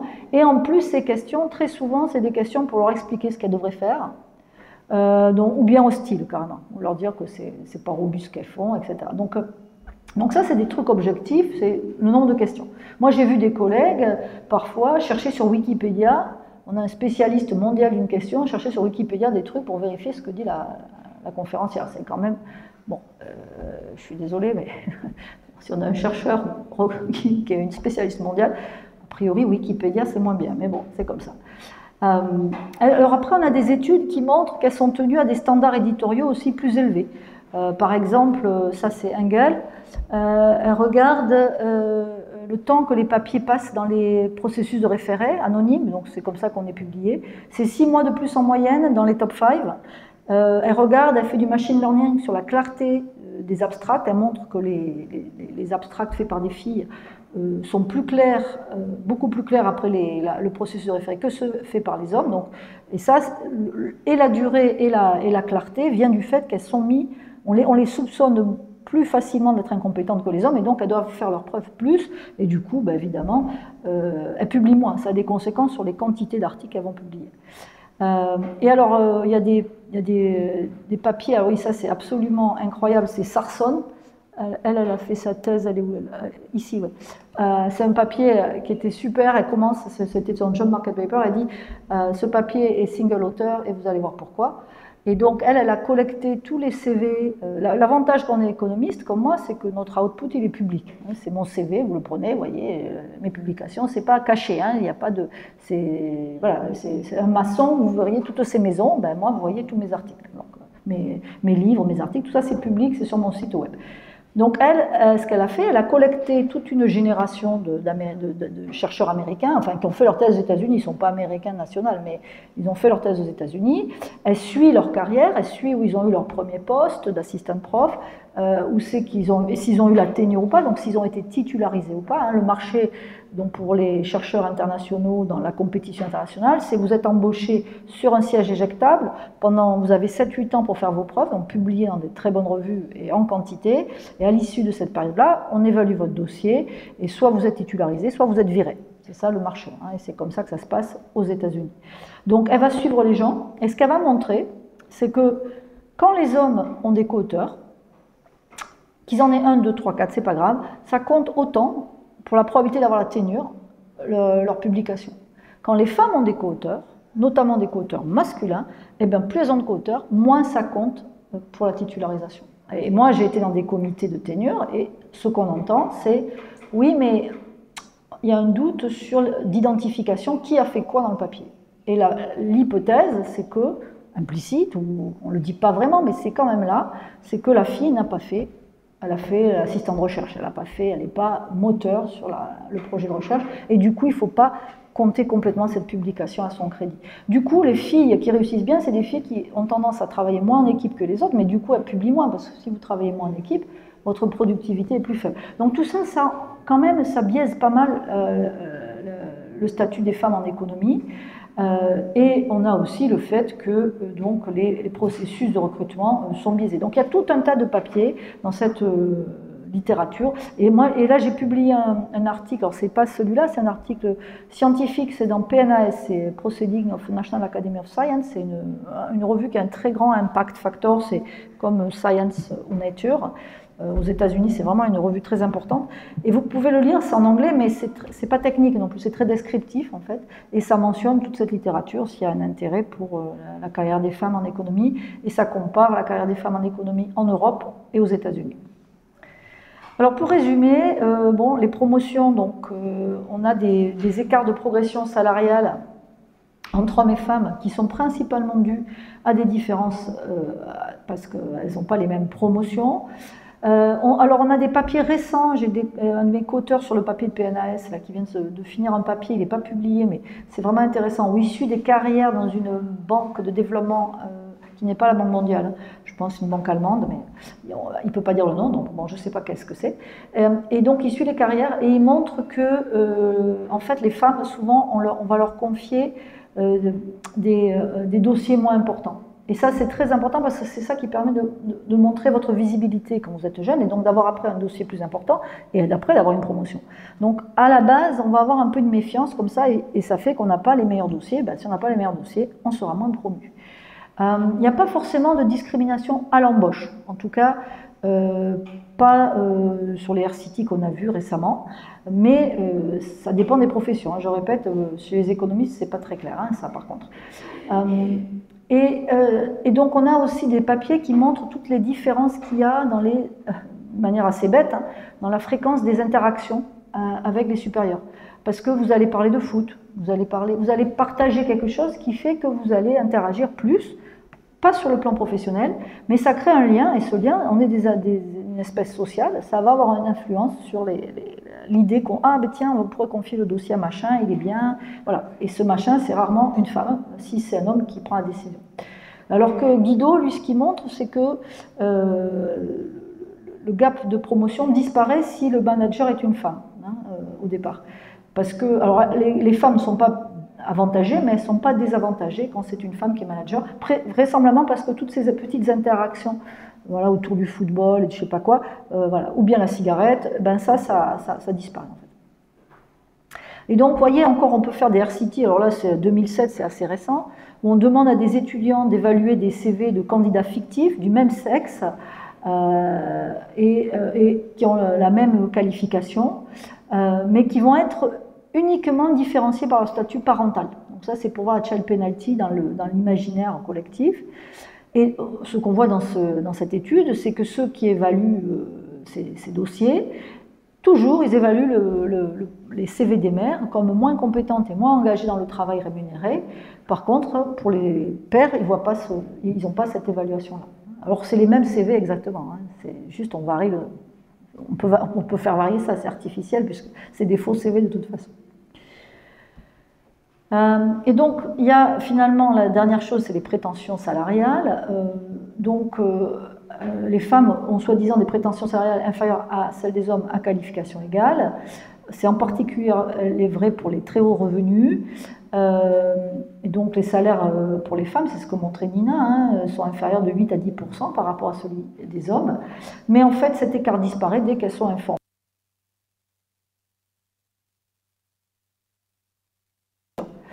Donc nos recommandations, donc d'abord c'est d'obliger les employeurs, sous peine de sanctions, parce que sinon ils ne le feront pas, à indiquer le salaire ou au moins une fourchette de rémunération initiale dans l'annonce de l'offre d'emploi ou au moins dans l'entretien. Parce que comme ça, au moins les femmes, elles savent à quoi elles vont s'attendre. Ben, sinon, elles sont perçues comme une bonne affaire, mais puis même ça crée, je trouve, dans l'entreprise des relations qui ne sont pas très saines, honnêtement.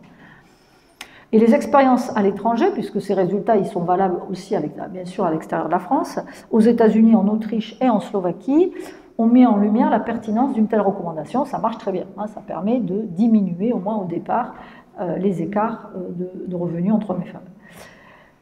Il faut aussi renforcer, ça marche bien, pas comme on l'imagine, mais ça marche bien quand même, les politiques de quotas et encourager donc les branches professionnelles à renégocier les structures des carrières, justement pour éviter d'avoir des trappes pour les femmes qui ne peuvent pas accéder donc à des promotions. Alors pourquoi les quotas, c'est pas toujours ce qu'on s'imagine, on va y revenir dessus dans 5 minutes. Est-ce que ça va, c'est clair pour tout le monde, donc les différentes briques et les possibilités de bouger. Moi, je suis une grande optimiste. Je pense que la société, je sais d'où je viens, donc je sais qu'elle change, heureusement d'ailleurs. J'espère pour le mieux, on va voir. Pas toujours le cas, mais... alors, il y a eu beaucoup d'initiatives récentes. Évidemment, ces initiatives récentes, il faut comprendre qu'elles sont liées à la féminisation, quand même, du monde du travail. Par exemple, toutes les études que je mentionne sur les économistes, elles ont toutes été faites par des femmes. Des femmes puissantes qui ont des super carrières et donc qui se sont penchées sur ces problèmes parce qu'elles vivaient dans leur chair au quotidien de la discrimination, ça ne leur plaisait pas. Et du coup, le sujet gender studies, qui était un sujet en économie pour hystériques dans les années 70, est devenu mainstream. On publie dans GPE, dans QGE, enfin dans les top 5, avec ces sujets-là. On ne publiait absolument pas là-dessus, je peux vous le garantir, il ne serait-ce que 30 ans ou 20 ans. Hein, donc il y a un changement. Pareil, hein, on le voit en santé, parce qu'il y a des chercheurs femmes, on se met à chercher des médicaments en se disant mais est-ce que c'est adapté aux femmes? Parce que souvent on ne fait que diminuer la dose en disant bon, voilà, un mec ça fait 80 kg, une fille 60, on va enlever un petit peu de produits actifs et on verra bien. Bon, il y a des maladies qu'ont les femmes, ben c'est des maladies d'hystérie, on s'en fout, on ne va pas les étudier. Tout ça c'est en train de changer, mais parce que tout simplement, il y a des femmes qui sont là et qui ont des capacités de faire la recherche, de prendre... Donc ça joue, ça transforme la société de l'intérieur, évidemment. Du coup, on a eu des lois, donc il y a la loi Rixin qui est passée en 2021, qui met des quotas dans les postes de direction des grandes entreprises à l'horizon 2030. Donc, moi, je suis commissaire surveillant à la Caisse des dépôts et consignations, donc c'est une très grosse boutique, hein, c'est public. Mais bon, ça chapeaute 300 000 salariés, ce truc. C'est la Banque Postale, c'est la Banque des Territoires, c'est la Banque Publique d'Investissement, c'est une partie des retraites françaises, c'est mon compte formation, enfin, allez-y, ICAD, enfin, donc ça touche, enfin, tous les territoires français sont impactés par la CDC. Et on fait très très attention en tant que, nous on est dans le conseil d'administration si vous voulez, mais comme c'est public, c'est un conseil de surveillance, on fait très attention qu'ils respectent la loi Rixain. Hein. Donc on voit bien que ça se féminise, c'est en cours, et c'est en cours dans toutes les grosses boîtes de France, parce c'est obligatoire. En plus maintenant, on a quand même une très mauvaise presse si on ne le fait pas. Enfin je veux dire, il y a aussi, c'est ça, changer la culture, c'est dire c'est pas normal de voir un conseil d'administration, il n'y a pas de femmes. Enfin qu'est-ce que c'est, au XXIe siècle, ça ne va pas. Donc voilà, il y a des changements profonds qui s'opèrent. Et donc les entreprises de plus de 1000 salariés devront avoir au moins 30% de cadres dirigeantes en 2027, donc demain, et 40% en 2030. Donc on voit bien qu'il y a une forte pression pour féminiser les cadres, et c'est important parce que ça veut dire qu'il y aura des promotions et des carrières donc, pour les femmes. Après, il y a des mesures donc, qui sont dédiées par exemple aux familles monoparentales. Il faut savoir qu'en France, les familles monoparentales, elles sont de manière écrasante, majoritairement tenues par des femmes, en fait. C'est elles qui gardent les enfants seuls quand il faut le garder seul. Et donc, il y a des aides financières à la garde d'enfants jusqu'à 12 ans et non plus 6 à compter de 2025 par exemple. Donc aider à la garde des enfants c'est très important parce qu'évidemment on veut que les enfants soient heureux et équilibrés et quand on est maman mais quand on est papa aussi. Et donc voilà, on ne va pas sacrifier les enfants pour rendre la société plus juste et plus efficace, hein, bien évidemment que non. Donc depuis le 2021 le congé paternité s'élève à 28 jours. Donc une semaine obligatoire contre 11 précédemment. Donc nous on pousse un peu le truc un peu plus loin, hein, mais c'est dans l'air du temps. Vous voyez, il y a déjà quelque chose, enfin une semaine c'est pas énorme, mais il y a déjà voilà, un truc qui est en place, qui est bien, et donc on a envie de le pousser. Il y a aussi des plans interministériels de lutte de violence contre les femmes, la santé, l'égalité, etc. Donc il y a des tas d'initiatives. Pour les quotas, alors ça a été étudié parce que ça date, hein, c'est une des politiques publiques la plus basique, hein, on dit on va mettre des quotas, comme ça au moins on est sûr qu'il y aura des filles voilà, en politique. Et donc ça a été assez bien étudié, il y a des tas de techniques économétriques pour voir l'impact de ces quotas. Et donc on a eu bien sûr des effets positifs de la loi Copé-Zimmermann de 2011 sur la féminisation des conseils d'administration et de surveillance, dont moi j'en fais partie.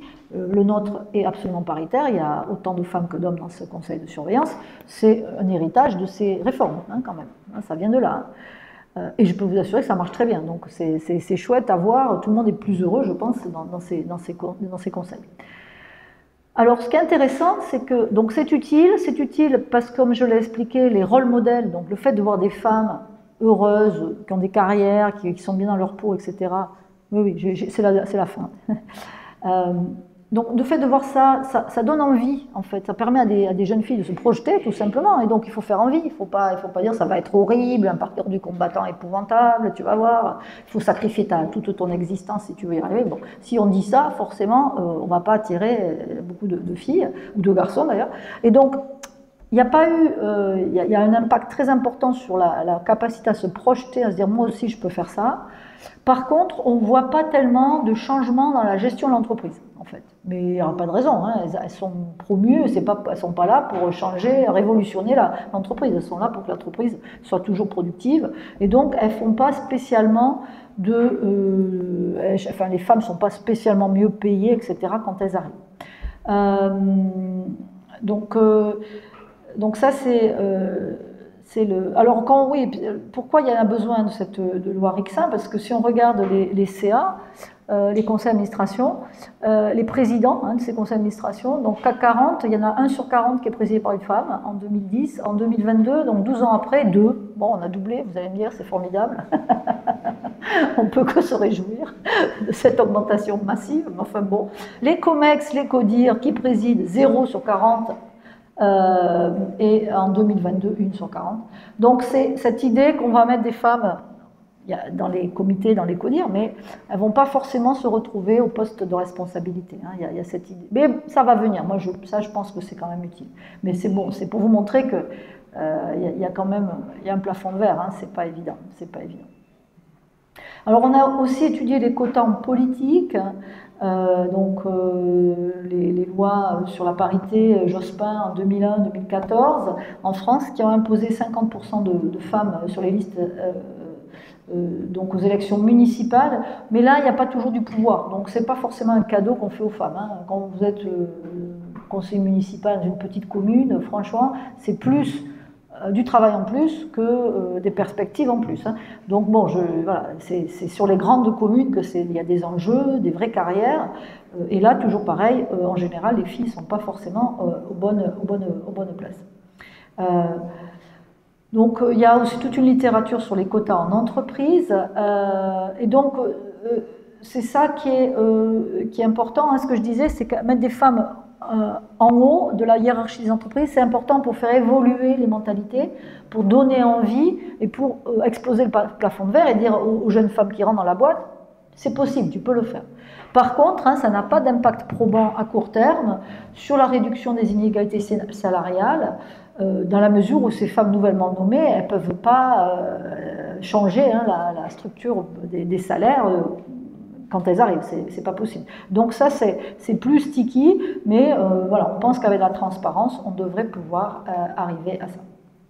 Donc voilà, c'est un peu la fin de ce talk pour faire plaisir à Alexis. À chaque problème, sa solution, j'ai envie de dire. Donc on a évoqué le choix, l'éducation et le choix des filières. C'est une étape extrêmement importante, il faut être vigilant là-dessus. Et je pense que là, l'État a une très grosse responsabilité, bien plus que les familles. Et donc la façon dont on enseigne les mathématiques dès le CP doit changer. Ça, c'est pour notre pays, c'est vital, pour les petits garçons et aussi pour les petites filles. Il y a aussi, et donc après, toutes les carrières qu'on peut faire derrière.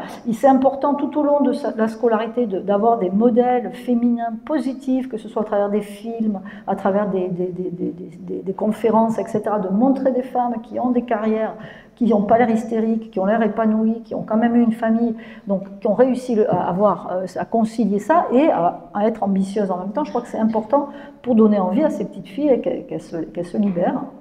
Et il y a après toute la partie, je rentre dans le marché du travail, clarté sur les salaires, à quel niveau ils sont, pour pas que je me fasse avoir, parce qu'une fois que je suis rentrée bas, ben, je reste bas.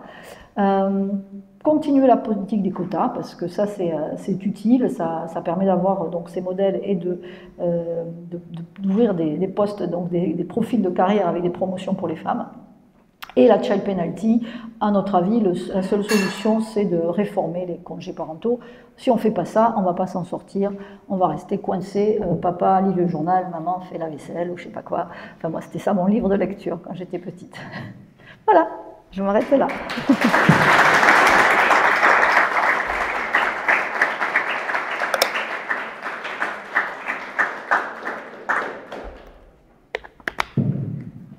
Merci Emmanuel. On va passer aux questions. Bonsoir. Bonsoir. Merci pour cette conférence passionnante. Moi, j'ai une question à propos des deux recommandations que vous proposez concernant donc, les professeurs des écoles spécialisées en mathématiques. Vous aviez l'air de dire qu'il faudrait peut-être les payer davantage pour les recruter. Et donc, je me posais la question de est-ce que c'est politiquement faisable de payer des professeurs avec des salaires différents. De la même manière, pour la pénibilité pour les enfants, est-ce qu'une journée de congé, une journée à supprimer un jour de congé, est-ce que ça vous paraît politiquement faisable? Est-ce que la légitimité de cette mesure, qui consiste à dire que ça favorise l'égalité homme-femme, ça peut suffire pour que cette mesure soit acceptée? Oui, c'est de très bonnes questions. Notre pays, on le voit bien, a beaucoup de mal avec les changements, je pense, les réformes quelles qu'elles soient, enfin, c'est infernal. Et la raison n'est pas toujours facile à entendre. Alors pour les professeurs de mathématiques, il y a plusieurs façons dont on peut envisager ça. Et il me semble que ça serait des brigades qui font que de l'enseignement de maths, donc c'est pas des enseignants, ils se déplaceraient. Donc, ils seraient spéciaux. Donc, je pense que c'est possible, en fait. On peut tout à fait l'imaginer, parce qu'ils ne seront pas... C'est pas créer une inégalité au sein du corps enseignant, c'est de dire, ben, on a un besoin spécial, ça va vous permettre, vous, de vous consacrer sur d'autres missions. Mais donc, moi, je pense que c'est très, très jouable et c'est souhaitable, vu les résultats qu'on a collectivement. Enfin, ça améliorerait, à mon avis, beaucoup les choses, et pas que pour les filles, enfin pour tout le monde, pour la France en général. Pour le jour de congé en moins, bon, je ne suis pas élue, donc je ne peux pas savoir, mais il me semble que c'est quand même très défendable, honnêtement, de dire on est un des pays qui a le plus de congés de pratiquement tous les pays de l'OCDE, on a des jours fériés en pagaille. On en prend un on le garde en congé. Alors c'est sûr que c'est inégal pour les femmes qui travaillent parce qu'elles vont perdre un jour de congé et elles ne vont pas le gagner sous forme de congé maternité, elles l'ont déjà. Mais, donc on donne de ce point de vue un avantage aux hommes, mais moi je trouve que c'est une façon d'utiliser du congé de manière productive et donc ça doit pouvoir être défendu. Politiquement évidemment ça se construit, il faut l'expliquer. Mais moi, je crois que oui. Je crois que c'est audible. Alors après, si ça heurte la vision qu'ont les gens de la société, et il y a certainement des personnes qui seront heurtées par cette proposition, parce qu'elles diront, mais non, moi je ne veux pas que les hommes gardent les enfants. Enfin, c'est pas ça la société. On l'a vu au moment du mariage pour tous. Il y avait vraiment une vision de la société, de la famille, et j'ai pas envie qu'elle change. Donc ça, il y aura des gens qui seront contre. Mais je pense que la majorité, les jeunes en particulier, moi j'ai beaucoup de collègues jeunes qui ont des enfants, ils ont envie de passer du temps avec leurs enfants, et tant mieux, enfin, c'est normal, quoi. C'est un bonheur de pouvoir passer du temps avec ses enfants. Et donc je pense que ça peut être entendu par une partie de la population, et il suffit qu'il y en ait suffisamment, disons. Oui, non, je pense que c'est possible, voilà. C'est pas la science-fiction. C'est plus facile que la réforme des retraites ou des trucs comme ça, je pense. J'espère, en tout cas. Il y a d'autres questions? Oui, parlez fort alors. Moi, j'aurais trois questions, mais elles sont assez courtes. La première, c'est qu'il y a eu une réforme, je ne sais plus de quelle date, mais dans l'enseignement supérieur, on avait aussi dit qu'il fallait, dans les commissions notamment, il fallait une égalité paritaire entre hommes et femmes.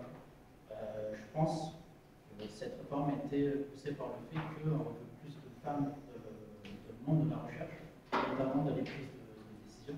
Est-ce que vraiment, je ne sais pas si vous l'avez mesuré ou pas, est-ce qu'il y a eu vraiment un impact positif ou vraiment significatif là-dessus? Je réponds et vous posez la deuxième après. Alors, moi, ça, c'est quelque chose que j'ai vécu en interne. Et donc, en économie, il y a très peu de femmes. Pendant très longtemps, moi, j'étais la seule professeure à UT1 d'économie, femme, pendant 25 ans, peut-être. Et donc, il y a ce truc qui passe. Et là, j'ai un collègue qui vient me voir qui me dit « Ah ben, ma pauvre Emmanuelle, tu vas dans tous les comités. » Ah, j'ai dit non. Là, Emmanuelle, elle ne va pas dans tous les comités. Vous ne voulez pas recruter de femmes, c'est votre problème. Moi, je ne vais pas perdre mon temps à aller dans les comités de ceci, des comités de cela, parce que là, on taxe les filles. Donc, il y a des bonnes et des mauvaises réformes. C'est ça le problème, vous voyez. Et ça, ce n'était pas une bonne réforme pour moi. S'il n'y a que 20% des femmes à l'université, on ne peut pas demander qu'elles soient dans tous les comités à parité. C'est infernal. C'est un casse-tête pour ceux. Au moins que ça soit représentatif du pourcentage qu'elles sont. Donc ça, ce n'est pas une bonne idée. Il y a des fausses mauvaises idées, des fausses bonnes idées, je ne sais pas comment dire, et ça, pour moi, ça en fait partie. C'était une erreur. La deuxième question, c'est un peu lié. Par rapport un peu aux différences, vous avez parlé du fait qu'on avait une grosse baisse de revenus du travail lorsqu'on avait un enfant. Est-ce que vous avez regardé s'il y a eu un effet par rapport au fait que c'est un enfant malade ou un enfant entre guillemets en bonne santé? Parce que notamment si c'est un enfant malade, il aura tendance à vouloir en tout cas passer plus de temps avec cet enfant, quitte à même à quitter son emploi, si c'est un emploi qui paye bien, qui est stable. Et la troisième question qui est un petit peu liée, c'est puis des femmes, différence entre femmes étrangères et les femmes alors, c'est une très bonne question sur les enfants handicapés, enfin qui ont des problèmes de santé. J'ai pas vu d'études là-dessus en fait, et de manière générale, il n'y en a pas beaucoup d'ailleurs en économie, je trouve, sur les gens en situation de handicap. C'est pas une littérature qui est les difficultés qu'il y a sur le marché du travail. J'ai des collègues qui avaient essayé de lancer des trucs, mais ça n'avait pas donné à ma connaissance grand-chose. Donc je n'ai pas de réponse à ça. Et à mon avis, assez intuitivement, si l'enfant a des besoins encore, plus importants qu'un enfant nourrisson normal, je ne vois pas comment ça pourrait s'améliorer. Ça ne peut pas améliorer les choses.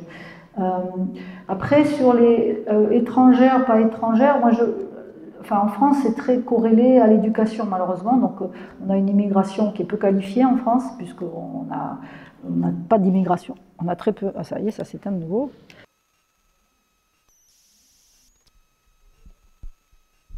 Ça y est.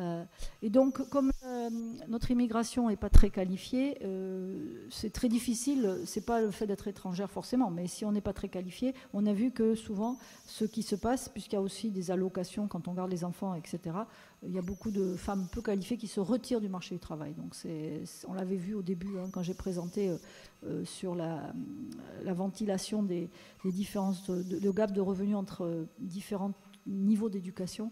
Celles qui étaient peu éduquées, c'était très important par rapport aux hommes, mais parce qu'elles se retirent du marché du travail, essentiellement, elles restent à la maison, elles gardent les enfants, elles se disent pour gagner le SMIC, autant rester chez moi et voilà, avoir les allocs. Bon.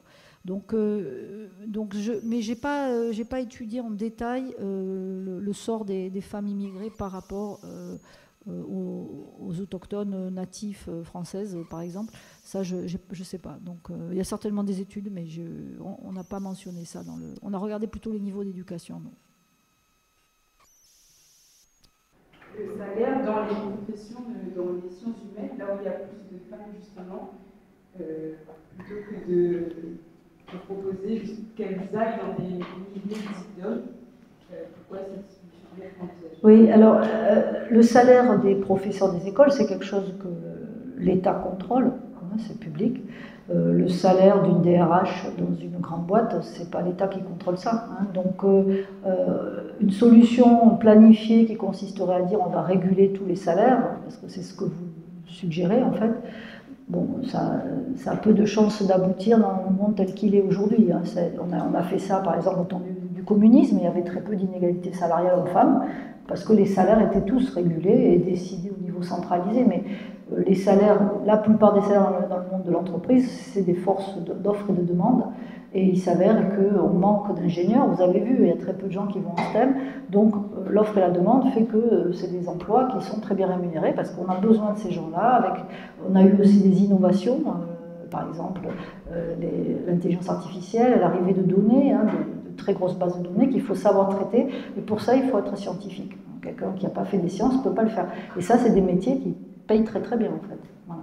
Donc c'est vraiment ça, c'est une réponse d'économiste que je vous fais, c'est l'offre et la demande qui fait que certains métiers sont mieux rémunérés que d'autres. Et après, je pense que moi, ce que je vois souvent, même chez mes propres enfants, ce qui m'étonne d'ailleurs, c'est que ma fille me dit, moi, j'ai envie de faire la politique, j'ai envie de changer le monde, donc elle est très idéaliste et ambitieuse, mais l'argent ne l'intéresse pas, d'après elle. Et mon fils il me dit, moi je veux gagner des sous, j'ai envie d'être tranquille. Voilà. Donc je ne sais pas qu'est-ce qu'on a raté dans notre éducation, et mon mari.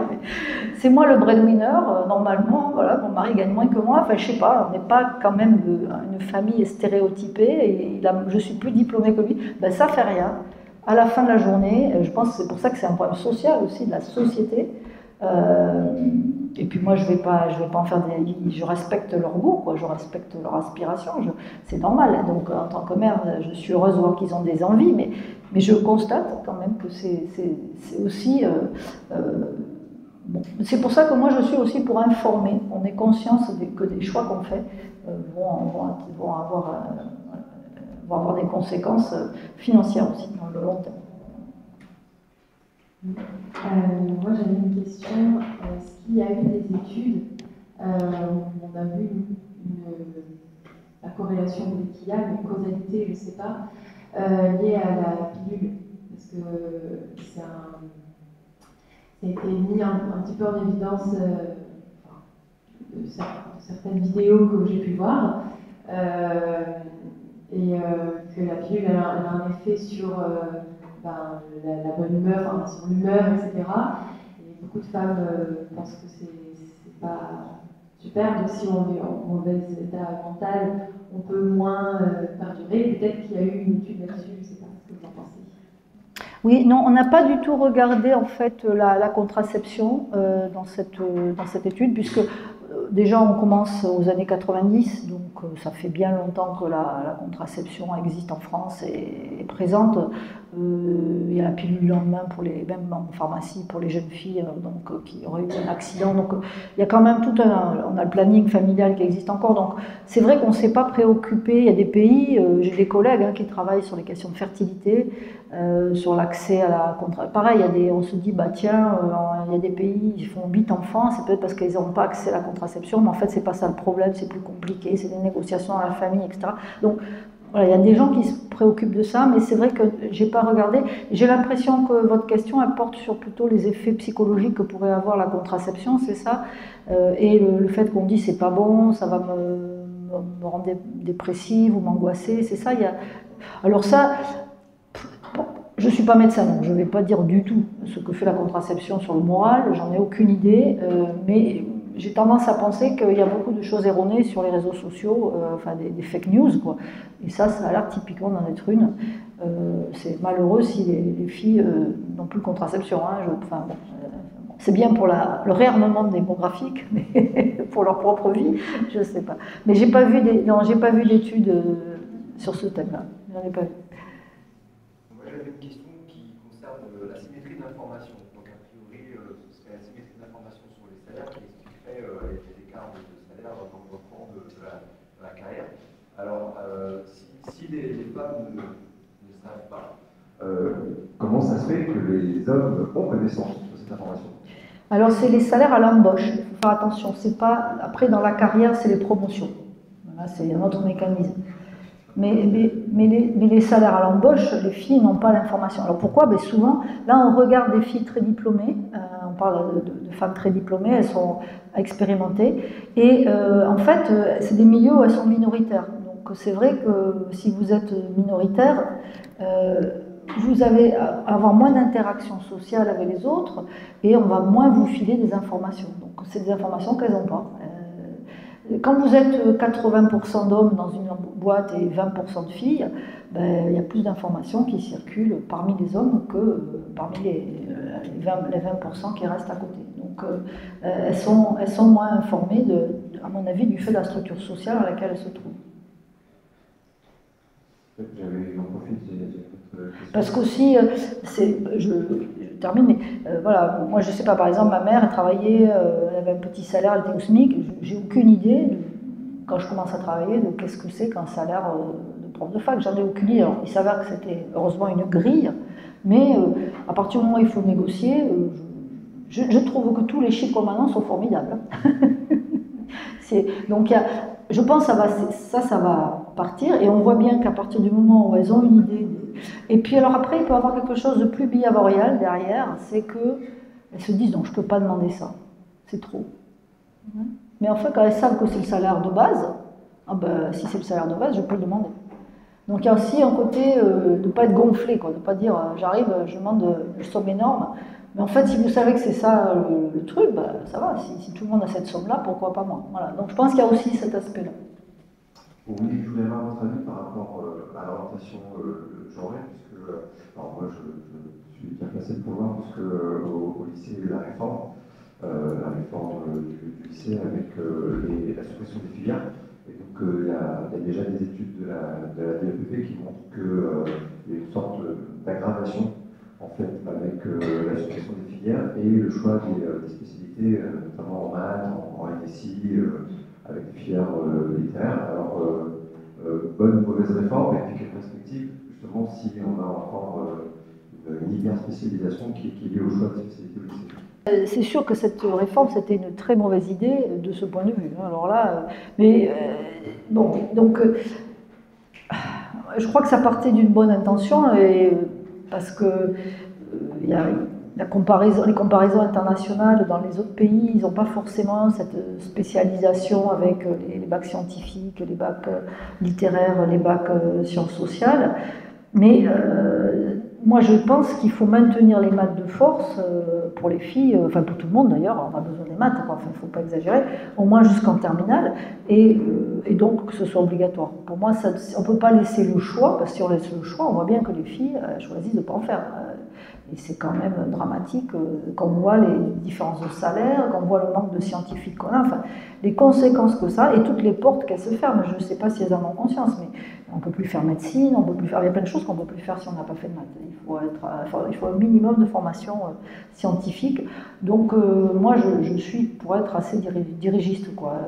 Quand on est très jeune, c'est difficile de savoir, d'avoir toutes ces informations, par exemple. Donc on doit protéger les enfants quand ils n'ont pas les informations. Oui, les maths, c'est important, on aura besoin, hein, donc on les garde jusqu'au bac. Enfin, moi, c'est mon point de vue. Hein. Je ne suis pas pour qu'on dise aux gens, choisis à partir de 12 ans ce que tu vas faire comme étude. Quoi. Mais c'est pareil en économie. Hein. Moi, je sais qu'il y avait des étudiants, ils n'étaient pas contents, on leur faisait microéconomie, macroéconomie, ils ne voulaient pas, ils voulaient faire ils voulaient apprendre l'économie, comprendre le monde. Je dis, ben, oui, mais pour comprendre le monde en étant un économiste, il faut d'abord faire de la microéconomie, de la macroéconomie, je suis désolée, c'est comme ça, on se forme comme ça, de l'économétrie aussi, comprendre la causalité. Et donc, je pense que, oui, moi je suis tout à fait contre l'idée de laisser choisir ce genre de choses. On peut leur donner, il y a des options, très bien, mais pas ça. Vis-à-vis de l'arrivée massive des réseaux sociaux et du téléphone, surtout pour les jeunes très jeunes, est-ce que vous êtes au courant s'il va y avoir des réformes, des politiques, des décisions par rapport à ça? Parce que en Chine, le TikTok c'est interdit par exemple, et ici il y a, moi je vois mes neveux et nièces, ils passent leur temps là-dessus, tout le temps, quoi. Même si on leur dit d'arrêter, ils continuent. C'est une question extrêmement importante, ça a des conséquences, on le voit, hein, sur les élections, on a dû suspendre les résultats d'une élection parce qu'il y avait des trolls qui... Enfin voilà, et alors c'est intéressant parce que les jeunes Européens en ont conscience, ils disent, les 15-20 ans, ils disent on devrait être formé pour ça, on n'est pas formé. Moi, ce que j'ai découvert, j'ai une de mes amies qui a basculé en complotisme, c'est une fille très éduquée, hein, elle est avocate, donc c'est pas une imbécile. Hein. Et donc, ce que j'ai découvert à cette occasion, c'est qu'une fois que quelqu'un est dans le complotisme, on ne peut plus rien faire. On ne peut plus rien faire parce que si je lui dis, mais regarde, ce que tu dis c'est faux, il y a ce monsieur qui est un chercheur qui a dit ça, etc., elle m'en sort un autre, et elle me dit, oui, mais celui-là, aussi, il a tel diplôme, mais il dit le contraire. Ou bien, il y en a, ils pensent qu'on n'a pas marché sur la Lune. On dit, mais regarde, enfin, tu as des vidéos. Non, mais moi, je te montre une vidéo où il y a des lézards sur la Lune. Enfin, donc, à partir du moment où on n'a pas confiance, en fait, une preuve, qu'elle soit sur Internet ou sur une image, elle est valable que si on a confiance dans la personne qui la donne, qui l'a dit. Et les complotistes, ils n'ont pas confiance dans les experts. Donc, on ne peut rien faire, c'est trop tard. Alors, j'ai un collègue, il travaille sur la Finlande. Pourquoi la Finlande? La Finlande, c'est limitrophe de la Russie. Et donc, les Finlandais, ils sont bombardés de fake news et de trolls russes depuis toujours, parce que les Russes, ils sont paranoïaques, et ils ne veulent pas du tout avoir des pays libres à leurs frontières. Du coup, c'est un vrai problème pour eux depuis des années. Donc, du coup, le gouvernement finlandais, ce qu'ils ont fait, et c'est la seule solution que je vois, honnêtement, c'est d'inclure dans tous les programmes scolaires des choses qui sont vraies et des fake news en même temps. Et d'apprendre aux enfants à distinguer les deux. Donc, quel que soit le truc, les maths, la biologie, la littérature, on vous montre un texte qui est valable et un truc qui est trafiqué. Et on essaye de... Et donc c'est vrai que les Finlandais sont plus résistants aux fake news parce qu'ils ont quand même des réflexes. Et en particulier, les zététiciens, il y a des super zététiciens sur Internet, parce qu'il n'y a pas que des mauvaises choses, évidemment, sur les réseaux sociaux, il y a des trucs super aussi. Et eux, ce qu'ils expliquent, c'est qu'il faut aller voir... Comme on ne peut pas vérifier chaque mot qui est dit par une personne, il faut aller voir pas les credentials, le CV, enfin ce que fait cette personne, qui est cette personne. Et c'est ce qu'elle est qui compte en fait. Si elle est sérieuse, si c'est un chercheur reconnu, vous pouvez faire confiance à ce qu'elle dit, sauf si elle a pété les plombs, ça peut arriver des fois, mais en général, voilà. Et puis, si c'est un zonzon qui n'a pas, les diplômes qu'il faut pour parler de ce dont il parle, il vaut mieux pas l'écouter. Mais ça s'apprend. Mais vous voyez, c'est un long, et c'est à l'école que ça commence. Pareil, hein, on a organisé une conférence, c'était sur les paiements mobiles, hein, donc par téléphone, etc. Et notamment dans les pays pauvres. Et il y a beaucoup d'arnaques, en fait. Et pareil, on peut former les gens au phishing, quoi, de ne pas répondre, de ne pas donner ses doutes. Mais tout ça, c'est un apprentissage. Et à mon avis, l'école, là, devrait jouer là aussi un grand rôle, notamment très tôt. Parce que nos enfants, on ne peut pas les... Enfin, on n'est pas une dictature, on ne va pas leur empêcher les réseaux sociaux d'arriver chez nous. Enfin, il n'y a que les dictatures qui peuvent faire ça. Nous, on ne peut pas. Donc, on est obligé d'apprendre à les gérer. Moi, je suis quand même optimiste parce que, je ne sais pas, mes enfants, j'ai l'impression, ils utilisent ça à bon escient. Je n'ai pas l'impression qu'ils croient n'importe quoi. Ils ont eu une éducation à l'école française de qualité. Je ne les trouve pas débiles quand même. Hein. Ils ne me disent pas, il y a des lézards qui nous gouvernent. Enfin, ils n'ont pas l'air de croire ces trucs-là, quoi. Donc, non, mais l'école n'est pas si en faillite. Enfin, je veux dire, il faut quand même garder espoir. Mais ça passe par l'éducation. Moi, je vois comment on peut résister. C'est, voilà, vous demandez, ben, allez voir ce qu'a fait la personne. C'est ce qu'il faut dire aux enfants. Tu vérifies qui c'est qui parle. Et ben, on s'arrête là. Merci. Bon, mais je vais chanter alors.